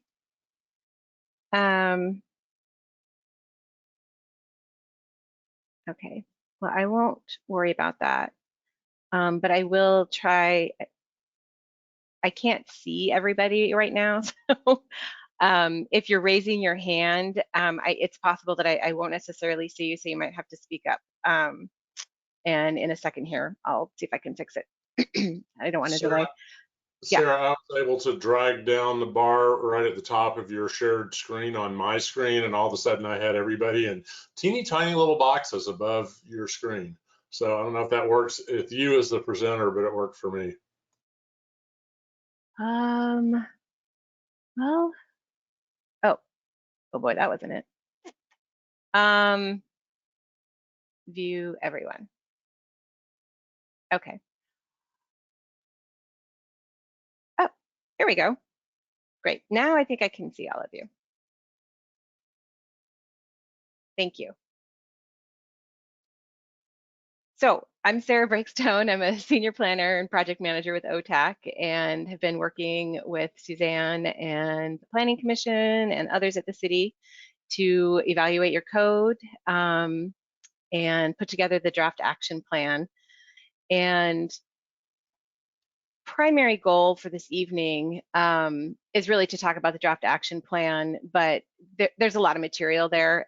Hopefully you've had a chance to at least skim through it, and you'll see that there's a lot of potential recommendations that are in that matrix. So we've tried to guide our conversation. We've identified some sort of key discussion items that are really centered around some of the higher level policy discussions that have been taking place at the city recently. So my slides are kind of organized around those policy objectives, similar to the memo that Suzanne provided with your packet for this meeting. Hopefully we'll have time to also get to just any other questions or comments that people have on the action plan that aren't covered in the slides that I'm going to go through. And we'll quickly talk about what our next steps are. Just quick time check. What do you usually try to wrap up by 9, or is it just kind of open-ended? Just so I have a sense of how quickly I need to move things along. Oh, yes, we do usually try to wrap up by 9 if that's possible. We know this is a discussion. Okay. Well, we'll see what we can do. I think for the planning commissioners, some of this is going to be familiar material.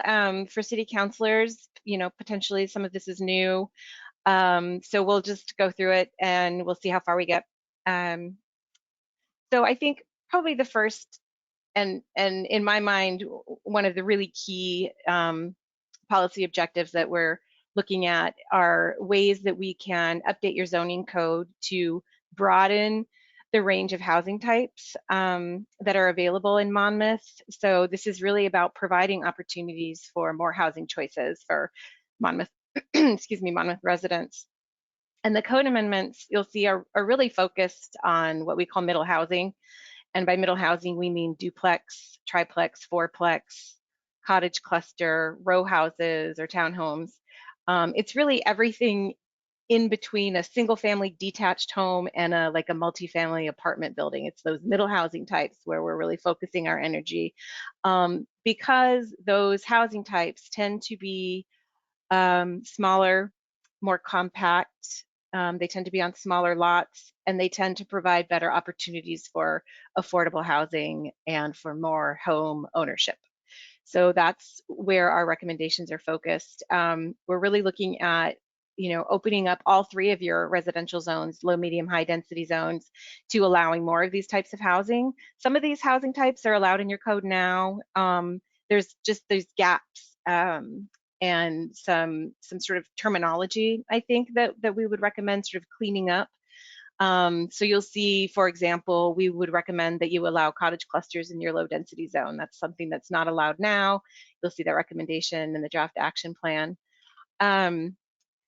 Along with that, we've recommended some adjustments to your development standards. So these are your sort of dimensional development standards, setbacks, lot widths, lot areas, those types of things that really go along with enabling some of these middle housing types. It's not enough to just say it's allowed. You also need to have development standards that support and enable those housing types.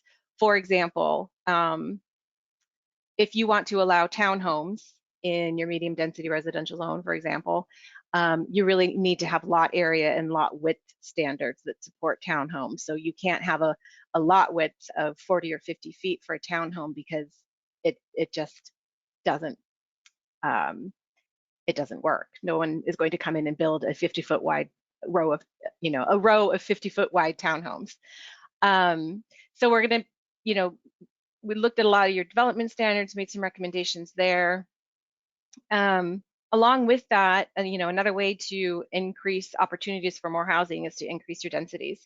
You can do it across all your zones. You can do it just in your high density zone. And there are a couple of different ways to do it. You can increase your maximum density standards, which you have for each of your residential zones, which also means updating your comprehensive plan so that they're consistent.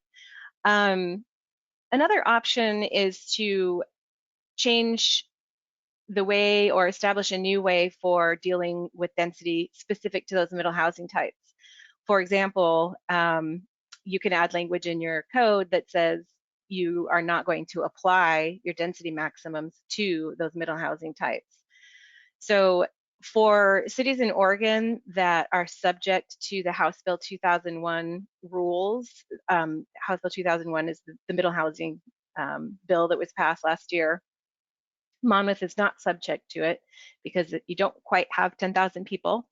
But cities that are subject to it, and they have to implement middle housing in their zones as well, they are required to not apply density maximums to the middle housing types. That's part of the rules that were adopted. Again, Monmouth is not subject to those rules, but that is an approach that you could consider if you wanted to. It's kind of like a de facto density bonus for those types of housing. Another item that's on here that is not actually part of the draft action plan, but I've understood from city staff to be something that we may want to consider and could add to the action plan, and that is to provide incentives for affordable housing development. My assumption here is that this would be more like regulated affordable housing that is affordable to people who are meeting, one of those affordability thresholds, like 60% of the area median income, or however that is determined. I've seen this done in a few cities where if you are willing to provide affordable housing as part of a project, then there are certain incentives or bonuses that are available to that project, a height bonus, a density bonus. There's a few others that we could explore as well. So I've got some slides that just kind of and these are probably going to look pretty familiar to the Planning Commission. But I thought it would be helpful to just kind of run through some quick slides that look at some of these housing types that we're talking about in a little bit more detail to help you understand what we mean. This is a slide of row houses, different row house projects throughout Oregon. One's in Mosier, Fairview. I think this one down here is at Orenco Station. These lot sizes vary anywhere from just under 1,000 square feet to up to 2,000 square feet, and the densities vary from about 22 units per acre all the way up to 44 units per acre. So a pretty wide range, but something to keep in mind, your high density residential zone currently has a maximum density of 20 units per acre. So these projects wouldn't fly in your current under your current zoning, I guess is what I'm trying to say.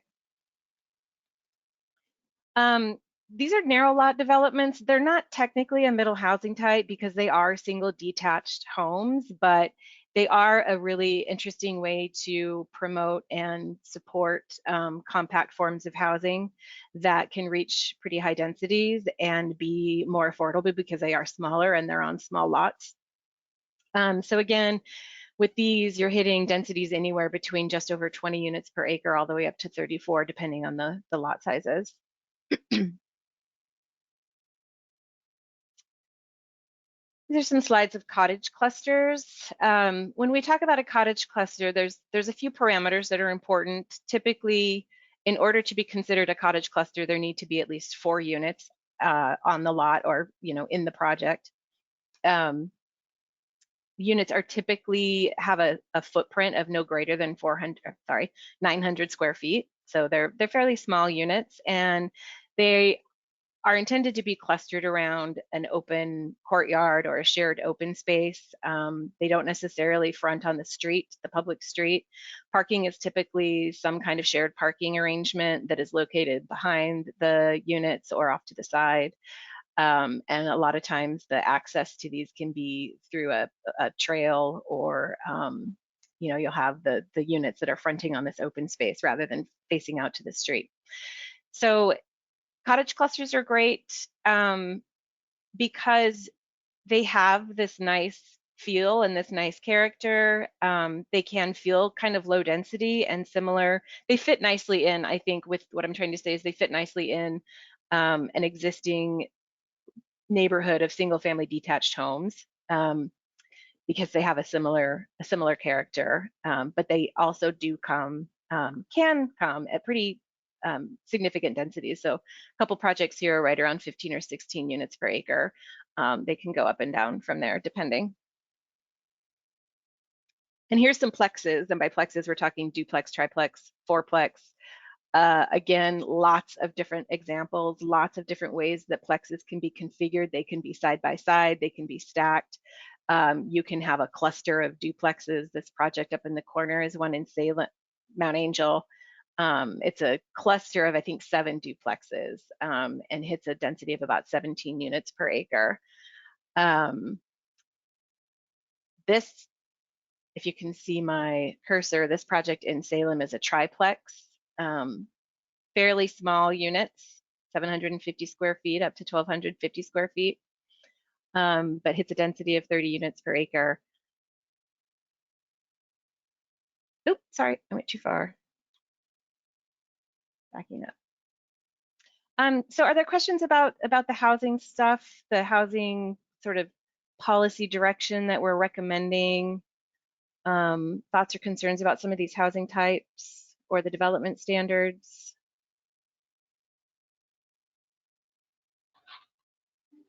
I have a question.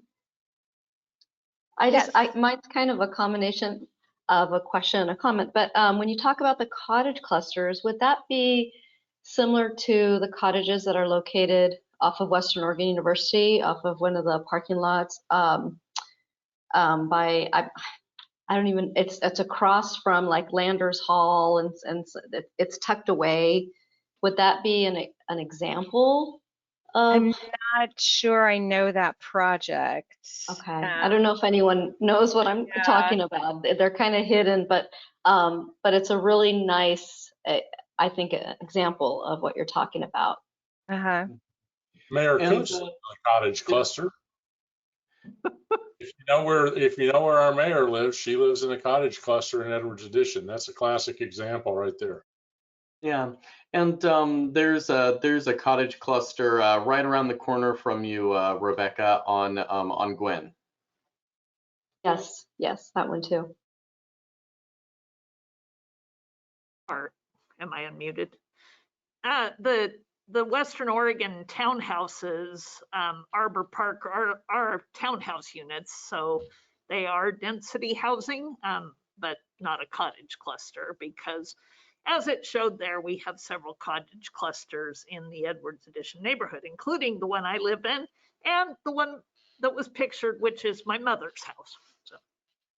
Oh, that's right. I forgot that one of these projects is right Yeah, there no, in thank Monmouth you. on Gwynn Street. That's my mother's home, yes. It looks lovely. Great. Sarah, I have a question. Yeah. John Kerr from the council. You noted that this type of, especially the increase in density and so on, and the middle housing types, which seem to work in increased density areas, are typically more affordable housing. The pictures and the examples that you had didn't exactly spring out and scream affordable as we looked at them. I realize it's exterior, but what is it about that would lend itself to affordable housing? It's because they require less land and they're typically smaller units.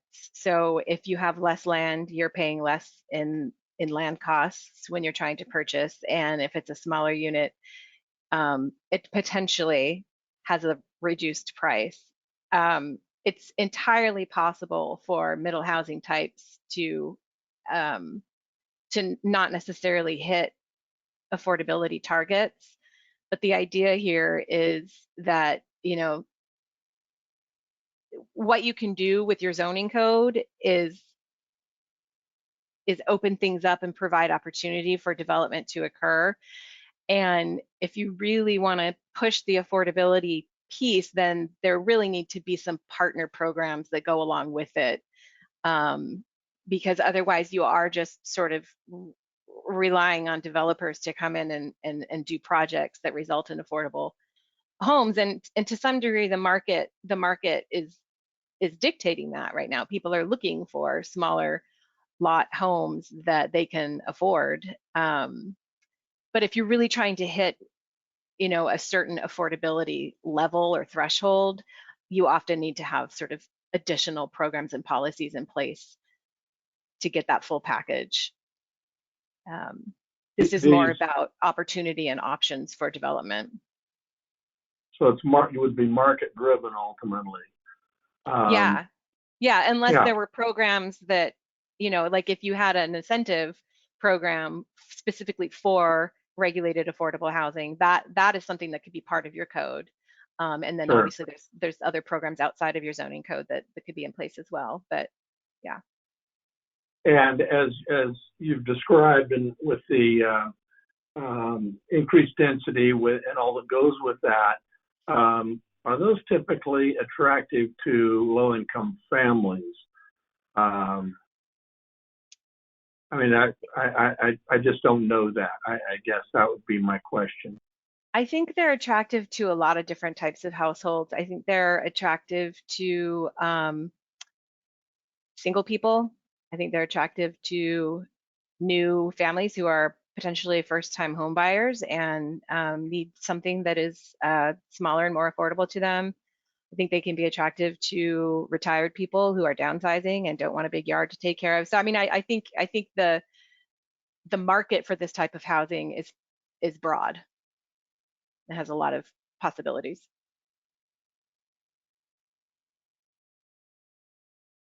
Are there thoughts or questions? Yeah, this isn't specific to middle housing types, but I know one of the ideas that was discussed in planning with you in the past was the idea of having, there was people expressed on the commission the fact that there is demand for single bedroom units, but nobody's building them. One of the ideas that was floated was having a density bonus for high density residential for a single unit, where they wouldn't count towards their density limit within reason. I didn't see that in the action plan. I was wondering if that was just something that's going to happen, be a suggestion later in the process, or if there was a reason not to include it. I remember that conversation. If it's not in the action plan, that may have just been oversight on my part, because I definitely remember that conversation and remember making that recommendation. So I will make a note to look for that and get it back in there. Sure. Yeah. Thank you for that. Possible I missed it. Councilor McKeel? Yeah, please excuse my ignorance. I've been trying to find what is the definition of high density and medium density. And I found it on internet, but I thought I better ask the expert. So for high density, how many houses per acre, and medium density? Thank you. Sure. So in Monmouth, well, let's just do all the zones. Your low density residential zone has a maximum density of, right now, 5 units per acre. Your medium density has a max density of 12 units per acre, and your high density has a maximum of 20 units per acre. Thank you, because that's not what Wikipedia said. So I appreciate that. You can't trust Wikipedia. No, not at all. Councilor, oh. Well, Go ahead. on this topic, if I may, not a question, but I would be remiss if we didn't point out that we do currently utilize and have a mixed density as well within town. So, you know, a good point out for our newer members that is in existence and is often overlooked in these discussions. It's true. Thank you. Councilor Oberst, did you have a comment? I just wanted to say, Carol, the standards differ in every jurisdiction, so Wikipedia wouldn't know anything about us. And I was just wondering, for purposes of comparison, just so council can have a notion, what would be, say, the high density maximum in Portland or a Portland suburb? What kind of low density maximums do we see in, say, and maybe Marty knows this, Tigard? You know, just so we can get an idea of how we compare with the larger city, and even just, you know, say Independence or Salem. So I know that in Portland, you know, for a while now, the city of Portland has really been trying to implement more density in the residential zones.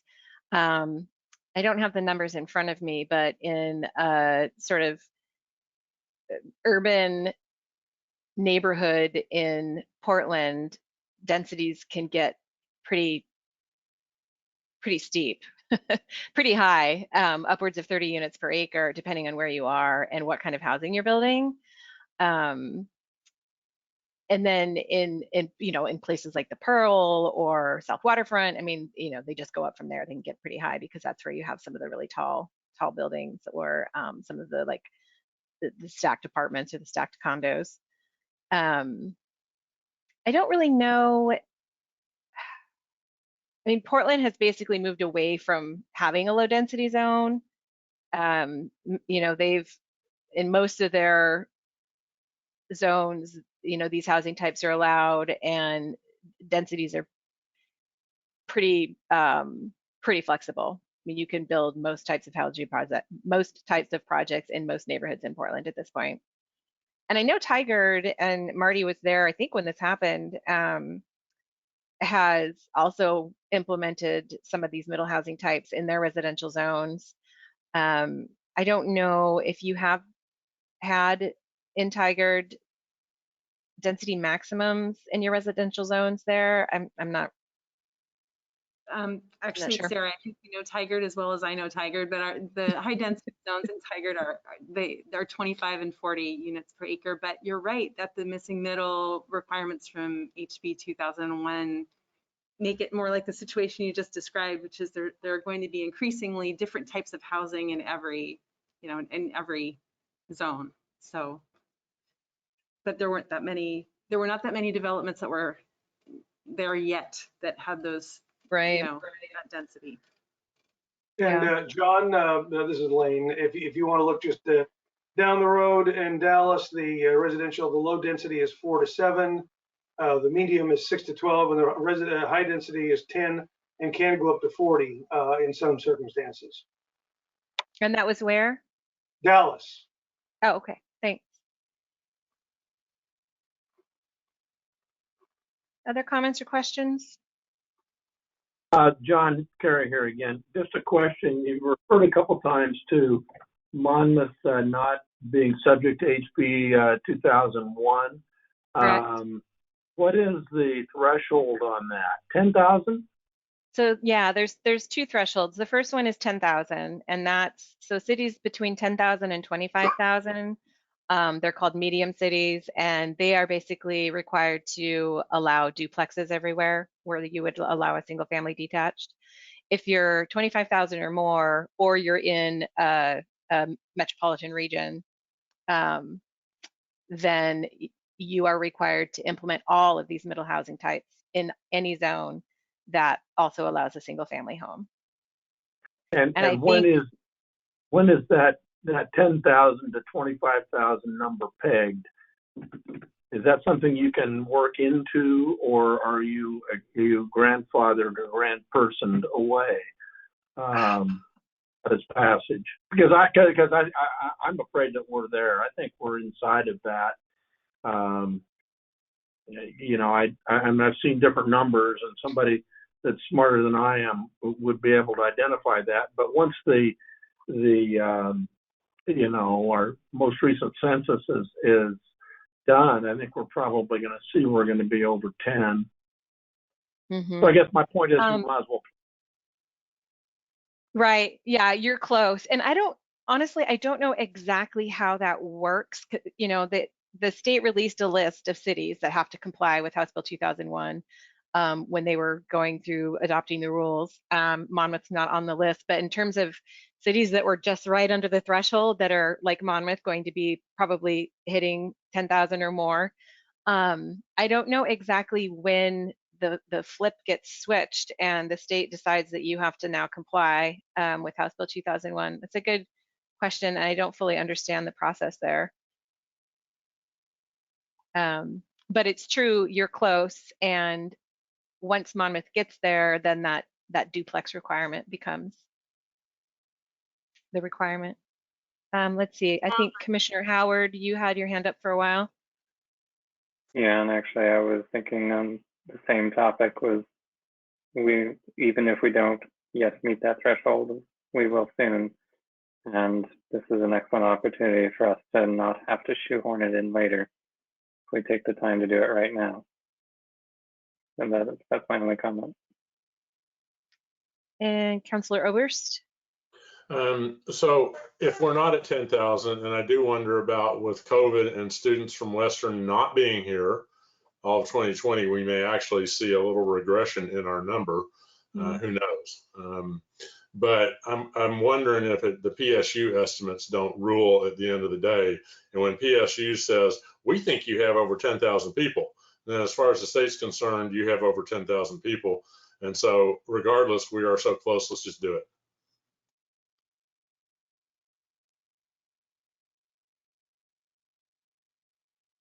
Anything else on this topic?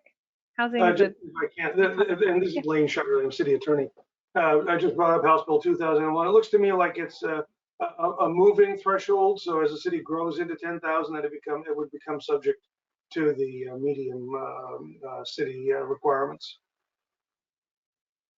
So it just sort of automatically becomes a requirement? If you move into that population group, then it applies. Okay.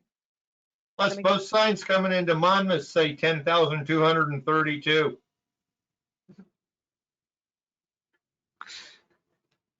I think one other thing that's interesting about this, absolutely, I think, no need to go through this again. We've just annexed more property into town. We have more development coming.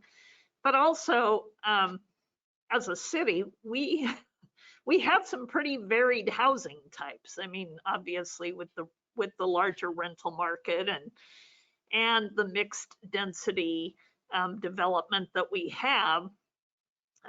We all know people don't like density, and these changes, as we discuss them, I think are going to get sort of some of the usual pushback.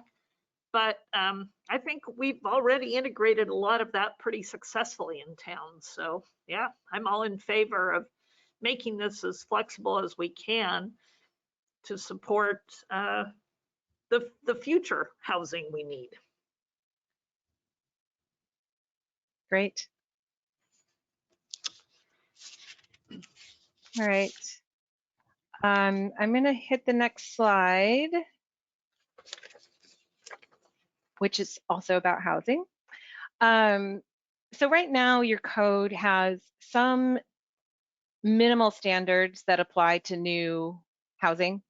It mostly applies in that mixed use, I can't remember, the mixed density zone. I think it's called your MX zone. But what you don't have are design standards for example, a new duplex or even a new single family detached home. There aren't design standards that apply in Monmouth now.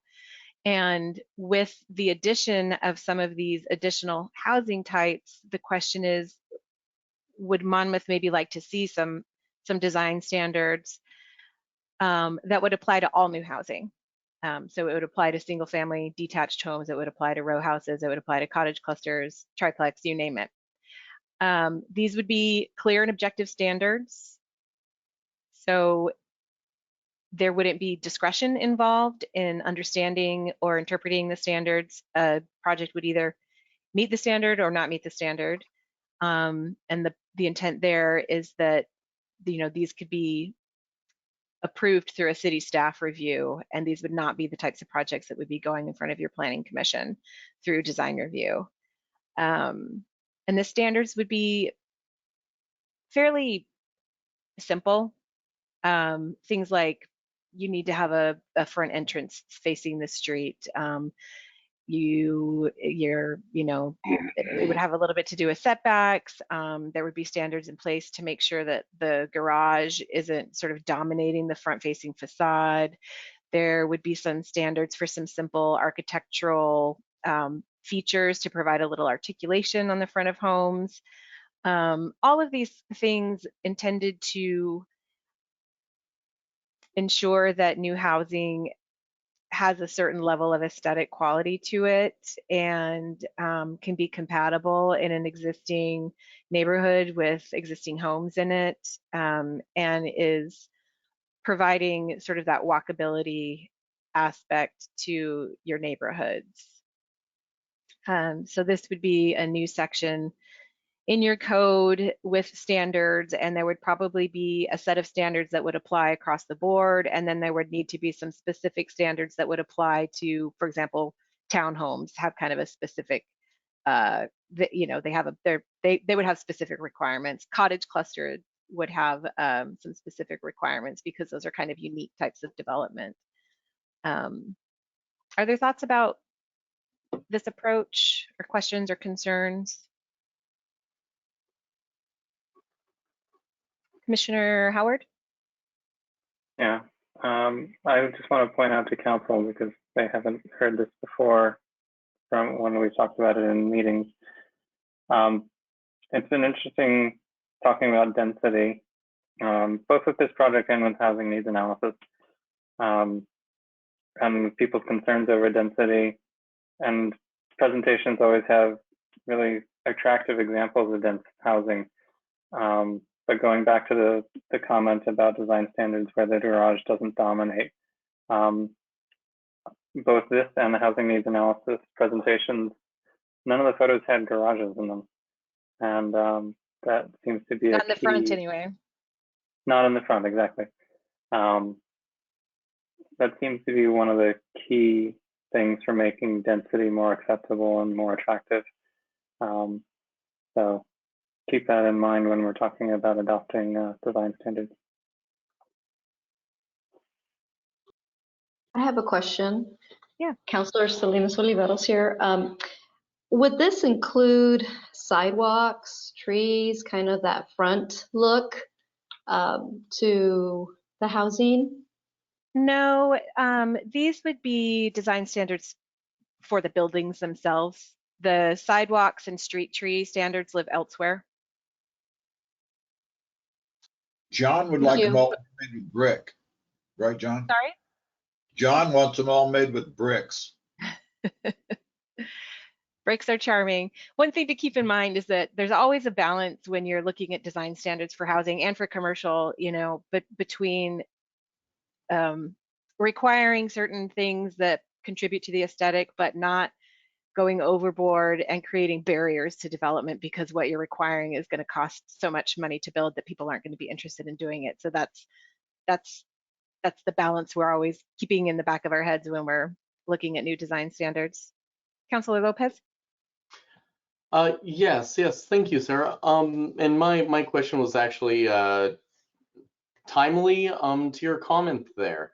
When one thinks of design standards and one thinks of affordability, those two tend to fall in two very different conversations.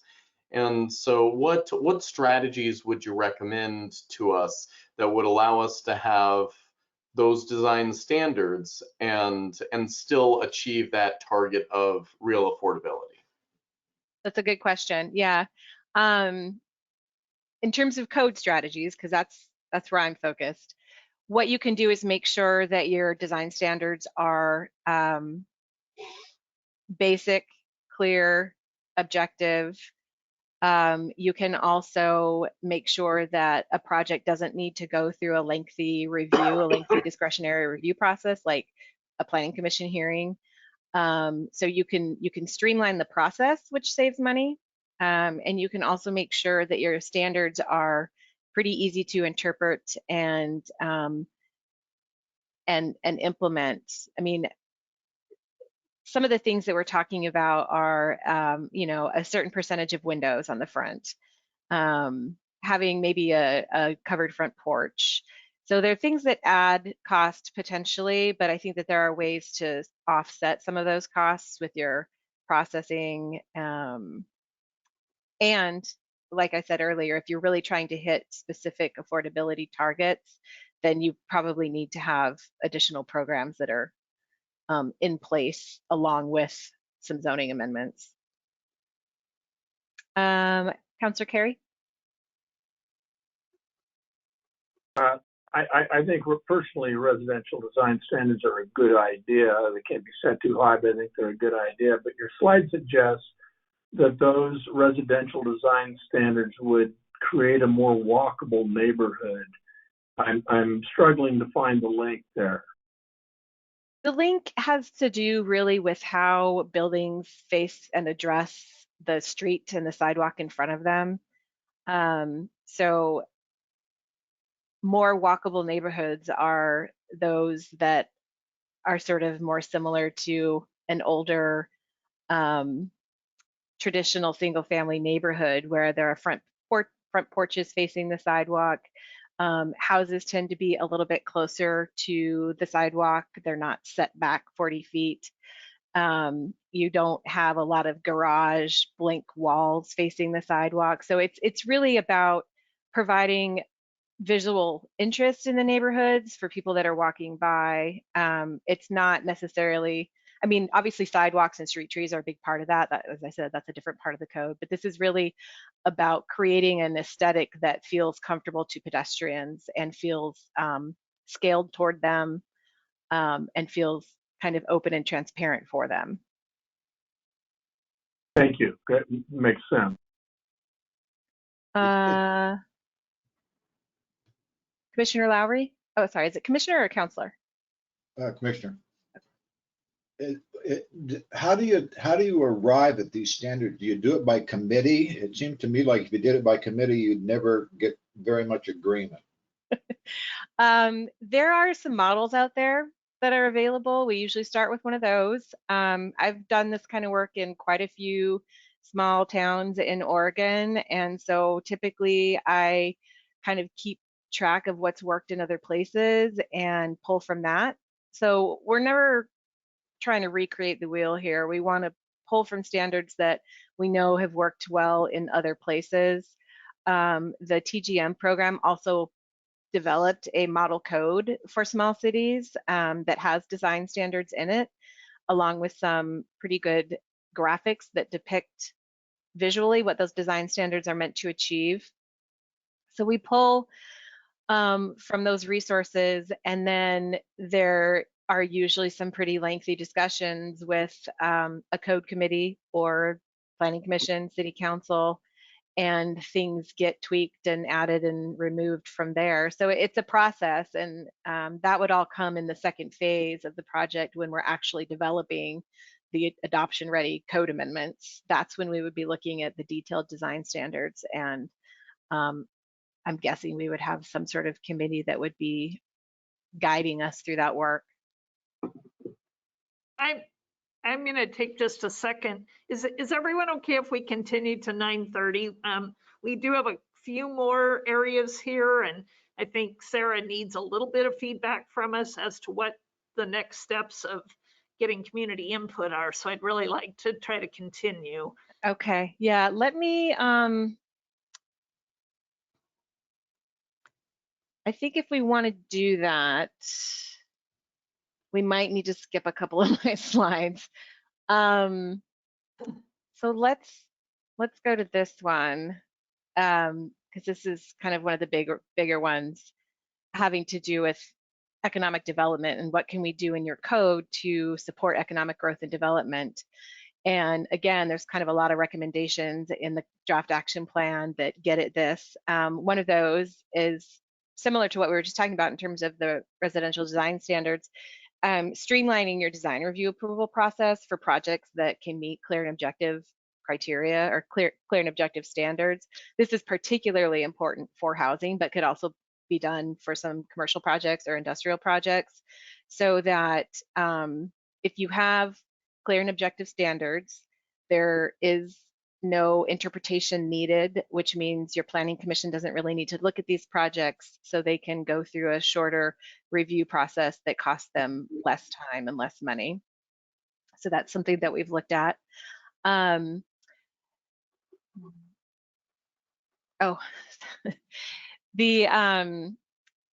There's standard in your code now that requires a permit for home occupations that and I don't think there's a distinction between whether or not they have on-site customers or no customers. So the recommendation here, and this came from a staff comment, is if a home occupation does not have on-site customer visits, they would not be required to go through the application and pay that $250 fee. One of the things we talked about with the Planning Commission, and there was some support or maybe curiosity about moving it forward and seeing what the next step would look like, would be to allow some small neighborhood scale commercial retail uses in your medium and high density zones. Those types of uses are not allowed in those zones now. We would be looking really at a very limited list of uses. They would be like retail, maybe eateries, restaurants, bars, maybe some personal service uses, maybe some very small sort of shared office type uses.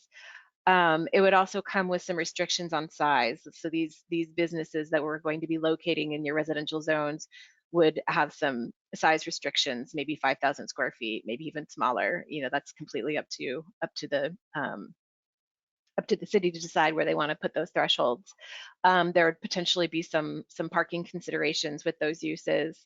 But the idea there is to, again, it's kind of looking at these walkable communities, right? So providing some opportunities for residents to walk to some commercial services in their own neighborhoods, providing opportunities for small businesses. That's the idea there. Excuse me. Along similar lines, there's been a lot of discussions about food carts and food cart pods in Monmouth. There seems to be some support for them. Currently, you don't really have a lot in terms, you don't have anything in your zoning code that regulates food cart pods. So the thought there is to potentially develop some zoning regulations for food carts and cart pods, so that they could be sort of formally allowed as a use, but also regulated a little bit more closely by the city, to make sure that they are maintaining an aesthetic standard, a safety standard, those kinds of things. And lastly, we've talked about the fact that you have, I want to say 5 commercial zones and 3 industrial zones in Monmouth, and there appears to be quite a bit of overlap between the commercial zones, or some of the commercial zones, in terms of the types of uses that are allowed there and the standards that are in place. There may be opportunities to consolidate and streamline your commercial zones and your industrial zones. You also have really long, detailed permitted use lists in those zones. And there have been sort of questions and confusions in the past about trying to determine whether or not a specific use can be allowed in one of those zones. And there's a lot of interpretation that needs to take place. And I think that's how zone permitted use lists get that way in the first place, is they kind of get added to in a piecemeal basis, like, oh, well, what about this really specific use? We need to make sure that's allowed. An opportunity would be to go to more of like a use category approach, which is a much shorter list of categories that are very well defined. There are examples for each category. There are exclusions. So if there's something that you absolutely don't want permitted as part of that category, you get those in there too. And then there's a very clear pathway for a simple staff interpretation if somebody has a question about what category their use fits into. This sort of approach is used in quite a few cities in Oregon, and it seems to save a lot of time on the front end and for applicants and city staff, just in terms of determining what's allowed and what's not allowed. So again, a lot of this is sort of streamlining, which all gets at that sort of, let's allow economic growth and development and not create unnecessary barriers or unnecessary process. Thoughts about any of these? I know that was kind of a mouthful, all for one slide. Questions? Yeah, I have one comment. It's because we are working with an economic development advisory group right now. And it's funny because we are talking about what is the future of economic development. You know, we don't need to recreate past successes. And so I really like this shout out to the small scale commercial uses, and broadening the ability of those, because we've talked about things like, right, work from home and co-work spaces and you know, internet pods being sort of a really great opportunity for us. So though, you know, if you have other great ideas about those kinds of things that maybe aren't in use now, but really would push us forward or prepare us for the way people are going to live, work in the coming years, I think those would be great additions. Great. Councilor Oberst? I'd like to just put in a word for the consolidation of industrial and commercial zones, and especially the elimination of lists on which you may leave something out that you really want, or you may forget to put something on that you really don't. And so, you know, if we can narrow that down, I don't know how many counselors have ever looked at our industrial zones, but they are a nightmare. And this is one I really think we ought to go after.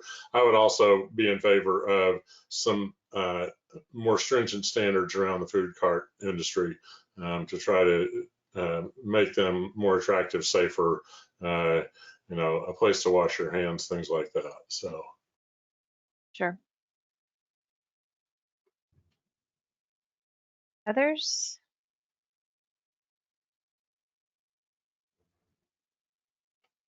Okay, I'm going to move on. Let me see.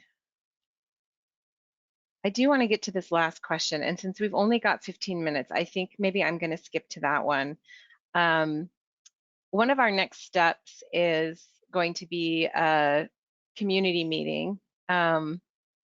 Because of the need to do everything virtually, what we're thinking about doing is having a community meeting where we're doing a live meeting and I would be giving a presentation, and probably similar to what we're talking about here, trying to kind of keep things at a higher policy level, keep it understandable, and get some feedback from people.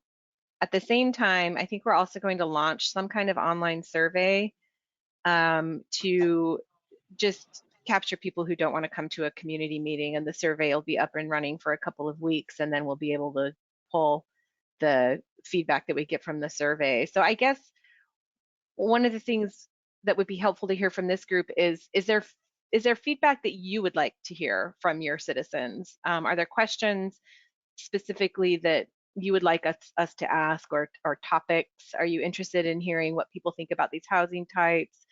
Kind of anything like that. I know Councillor Selena Oliveros, sorry, provided some questions earlier. That was really helpful. But are there thoughts about that? What would you like to hear from people in Monmouth while we're developing this next step?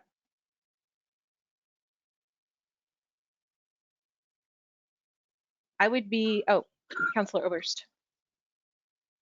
If you can get into a discussion about Main Street design standards, I would find that personally valuable. Main Street's near and dear to my heart, the Main Street program as well. And yeah. I feel like at this point we have some pretty watery standards that I can't speak for Suzanne, but I have a feeling that what we have is hard to apply and may not really be what citizens and or the Planning Commission, who are of course all citizens as well, would think about downtown development. And I'd like to get a clearer picture of when people envision a redeveloped Main Street, what does it look like? And that, yeah, that's a great question. And that's something that we've talked about at the Planning Commission work sessions is, you know, you do have some design guidelines in your Main Street district now. But it sounds like what's happening is the Planning Commission doesn't feel like they have quite the right leverage to require projects they're not quite getting there. So there's within your code there's still the ability to build a project that might not be to the city's aesthetic desires, I guess. So yeah, that's a good question, and I think that we can find ways and use a lot of visuals, like almost do kind of a visual preference survey. Like, do you like this building or this building? And yeah, there are ways we can do that. So yeah, that's good feedback. Thank you. Yes, I have a. Oh yes, go ahead. I have a comment for you. So I think what might happen, there's going to be different interpretation of what affordable housing is and means. Yeah. And it would be, it's going to be important to find out what our community thinks that is. And, you know, depending on different income levels and situations, that's going to be important. And then explaining what you're trying to do will be important as well.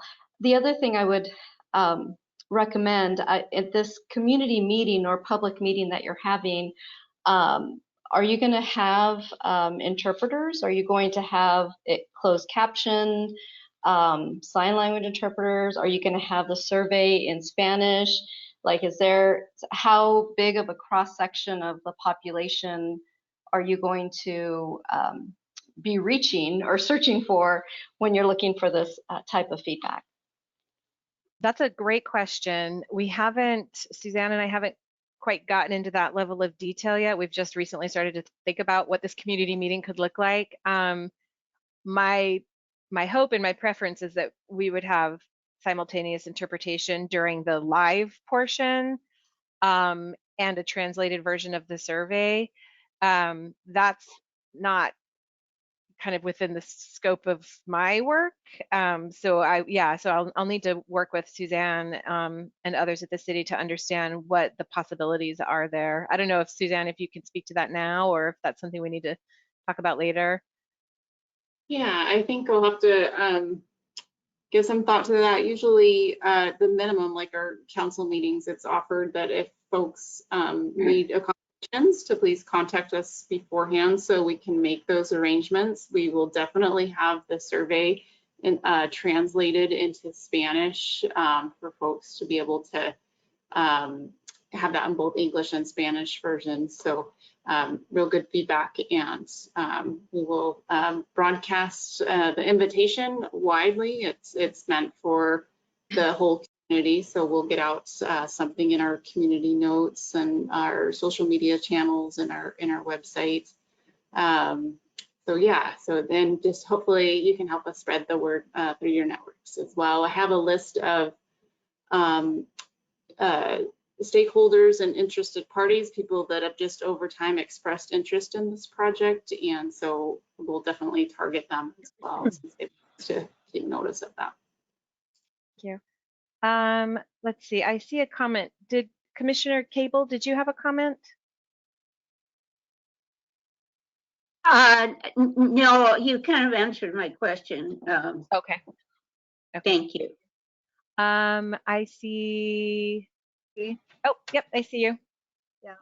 I'm curious as to the interest in the landowners or landlords or whatever you might want to call them. Are they included in the vision of the city that they own property in? Because you can have a lot of interest in how you want your town to be and what it looks like, but if the landlord is not engaged or doesn't have some kind of criteria where he can just leave it empty for years on end and doesn't seem to care, I don't know how you develop your town. Well, we don't have like a stakeholder group that is comprised of property owners or landlords at this point. Our outreach has been some targeted stakeholder interviews and work sessions.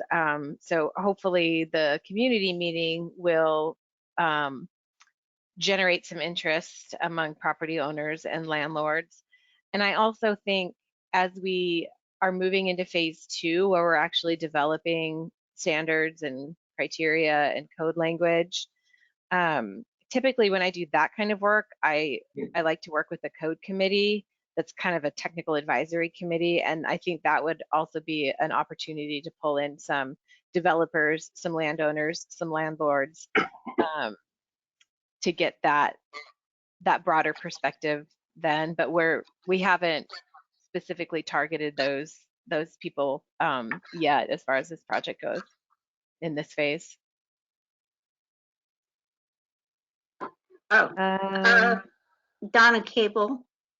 Oh, yes. I do have a question kind of along that same line. Are we past the point where a part of the survey would relate to what we would like our town to look like? Everything we have talked about tonight has to do with downsizing and not wanting a yard to take care of and that sort of thing.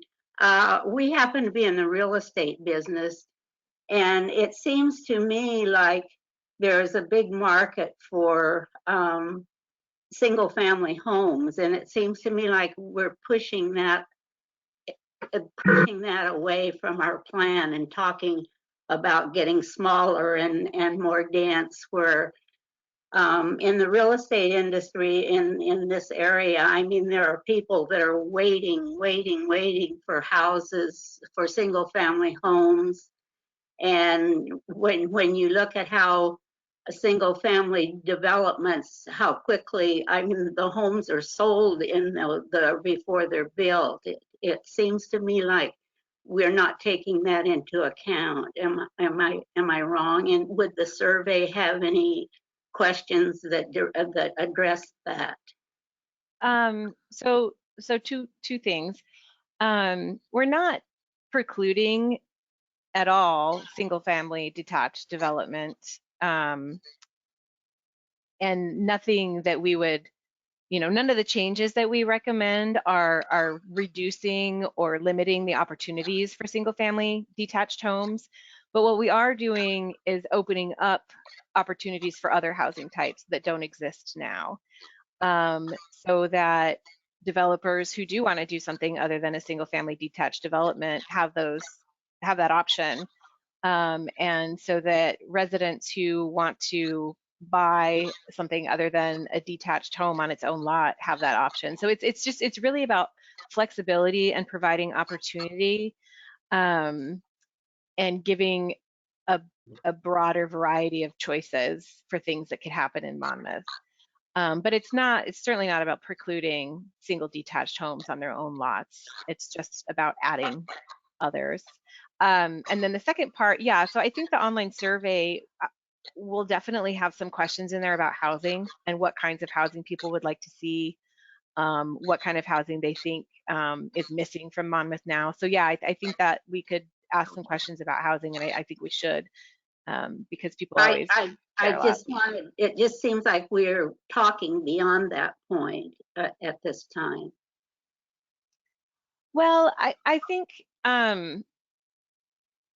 a lot of this is still up for discussion, right? I mean, we're very early in the sort of exploring phase. So I think it's important to hear from your community about the housing types that they would like to see, because that, depending on the feedback that we get and the feedback that we continue to get from commission and city council, that changes the direction that we take as we move forward. Right. Okay, I just wanted to clarify that. Thank you. Let's see. I know that Councillor Carey was waving his hand quite a while ago. I was, but happy to defer to Donna. She's my neighbor, and whatever Donna says, I'm with. So just a couple things. One, regarding the outreach, and Suzanne, as you work with that, that is one of our goals, as you all know, to enhance our outreach to various communities. This is going to be a challenging one because there's a lot of technical stuff. This stuff flows off Sarah's tongue very easily, but in many ways, to many of us, it sounds like she's talking in tongues. So oh no, we'll need to make sure that our interpreters, signers, whatever it might be, are ready, because there's a lot of nuance and a lot of detail. I think you're going to hear, and we're going to hear, a fair amount of feedback regarding downtown development and the parking requirements of large-scale residential developments down there. The new development we have going in, I believe, if memory serves, it's required. It's got 27 units. It's required to have 27 parking spaces, 10 of which perhaps are located on city streets. And whether that's exactly right or not, there's going to be a fair amount of parking in the neighborhoods as a result. So while the intent is to make a more walkable community, et cetera, which is all good. In reality, that may or may not land. And I think, and a little bit to Donna's point, I think we have to be cognizant, and I don't know, I sound like a real hayseed when I say this, but we've got to be a little bit careful that we don't apply urban solutions to rural circumstances. There's a lot of things in urban settings where there's a lot of, you don't need a vehicle because you're on the max line and you're one link away from the streetcar. And, so you don't have that. We're quite a ways away from a lot of places here in Monmouth. So we're not going to get all of that. Now, that's not to say we don't work towards some of it, but I think we've got to be wise in how we move in those directions. And that speaks a little bit to the density and some of those sorts of things. Yeah. Yeah, it's a point well made. And those are certainly the things that rise to the top when we've done this kind of work in other communities. Parking is always a big issue. Density is always a big issue. So yeah, we expect that those conversations will be ongoing. Let's see, Councillor Oberst. I'm going to take a guess that one of the hard nuts is going to be talking to folks about the idea that if we allow cottage clusters in single family, that's not just new development. That's talking about somebody could come into an existing neighborhood, knock down a house and replace it with 4 houses. Mm-hmm. And unless we have some way to craft ordinance that says this only applies to new development, and I think that'd be a tough one. And I'm not sure that certainly for duplexes, the state would buy it. So, talking to folks about cottage clusters is great, but it's important that we have people understand that, what we're really talking about here. And so as you do your presentation, one of the questions is, are you comfortable with that notion that, somebody could come in and put a accessory dwelling unit or a duplex anywhere in any single family residential area? And make sure that folks are aware that that's what we're talking about. I take no position on that. I just want to make sure that the citizens of this community know this. And the other piece is this is a really critical piece of outreach for city government. I've been involved in a project around statewide land use and voices unheard. And one of the things that my group has come to the conclusion of is that people want to get involved at the last minute when the decision is being made whether to allow that thing down the street to be built. And what they really needed to do was get in on the ground floor when the code was being written that said that thing is allowed or not. Yep. And so I feel like this could be sort of a first go at let's really make a push on outreach and try to get people in to get engaged in this piece. And with that, Madam Mayor, I will stop. No, it wasn't about that. I just had one comment and then kind of get another sense of time since we're at 9:30. I think, Sarah, what I mentioned before, we have a lot of these housing types in Monmouth. So I think what is helpful if we're showing townhouses or we're showing duplexes that already exist, if those photos show pictures of what we already have in town, mm-hmm. That's way different than showing what's in Wilsonville, because nobody wants Monmouth to look like Wilsonville. Sure. So Mount Angel is awesome because, so that's what I would love as we're going forward and coming up with examples. And mm-hmm. I'm sure we will be glad to give people tours of cottage clusters and things like that they can see what those things look like, if there's a video of what it really looks like. And we have them here in town.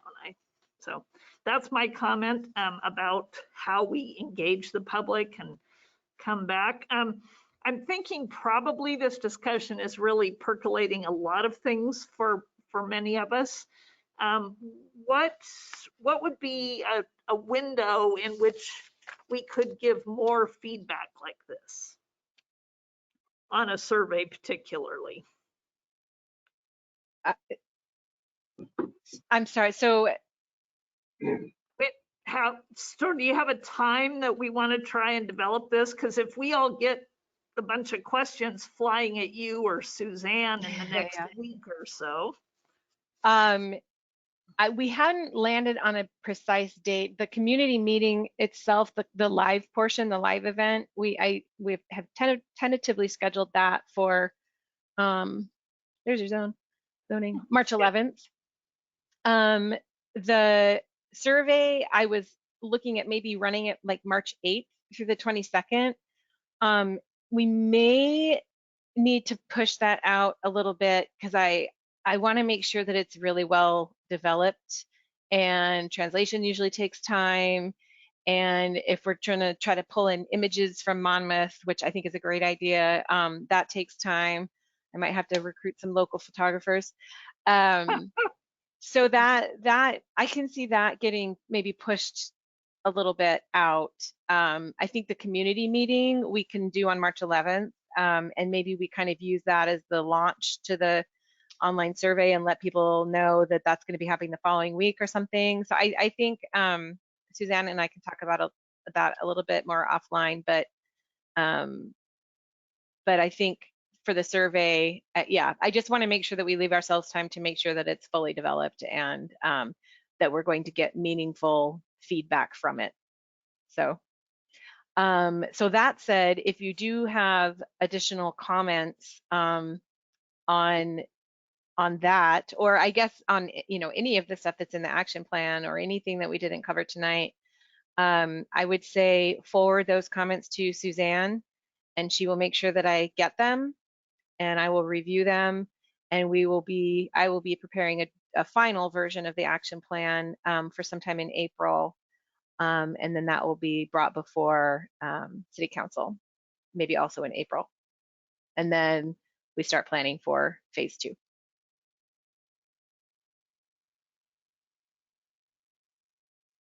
Okay.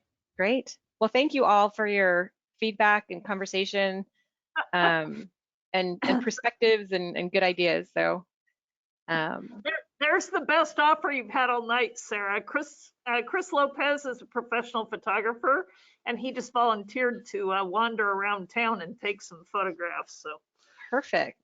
Yeah, let me know what you need. I need 2 of each housing type, please. I'm not a professional, but I'm available.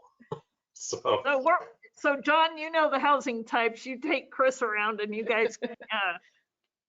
There we go. I would come out and do it myself. I would love that kind of field trip, but probably not in my budget to do that myself. Yeah, that would be great, and I can follow up through Suzanne about what images would be really useful to have if that's a sincere offer. That'd be great. Very much is, and I would appreciate Councillor Oberst's assistance in locating the appropriate homes. Absolutely. Excellent. And I wanted to say greetings to all my former colleagues from the Planning Commission, most talented planning commission in the state of Oregon, and it's good to see everybody's smiling faces tonight. I thought that you were, yeah, that makes sense. Made the leap from commission to counselor. Great. Well, thank you again, everyone. Send your additional thoughts and comments to Suzanne, and she'll get them over to me, and I'll take a look. And we will let you know when we're launching the community meeting, and we'll keep you posted on the survey. Thank you. Thanks so much for your time. Thank you. Great. Thank you. Yeah. Thank Have a good night, everyone. As well. All right. Thank you to our planning commissioners again for being with us this evening. Great to have you with us, and thanks for all the work you've done so far on this. This is the fun part, right? We get the exciting part, which is starting to dream and think and get community input on this, and you've done all the hard work. So we love you for that. Thank you. And excited to talk more about this and go through this more with you. But at this point, I will say we are at the end of our agenda, and I will actually entertain a motion to adjourn. So moved. Thank you, Counselor Oberst. All in favor, please signify by saying aye. Aye. Aye. Thank you. Aye. I hear no nays. We are adjourned. Thank you all very much. Appreciate it. Thank you, Madam Thank Mayor. you. Thank you, Madam Thank Mayor. you. Good night. Good night, everyone. Thank you for having us.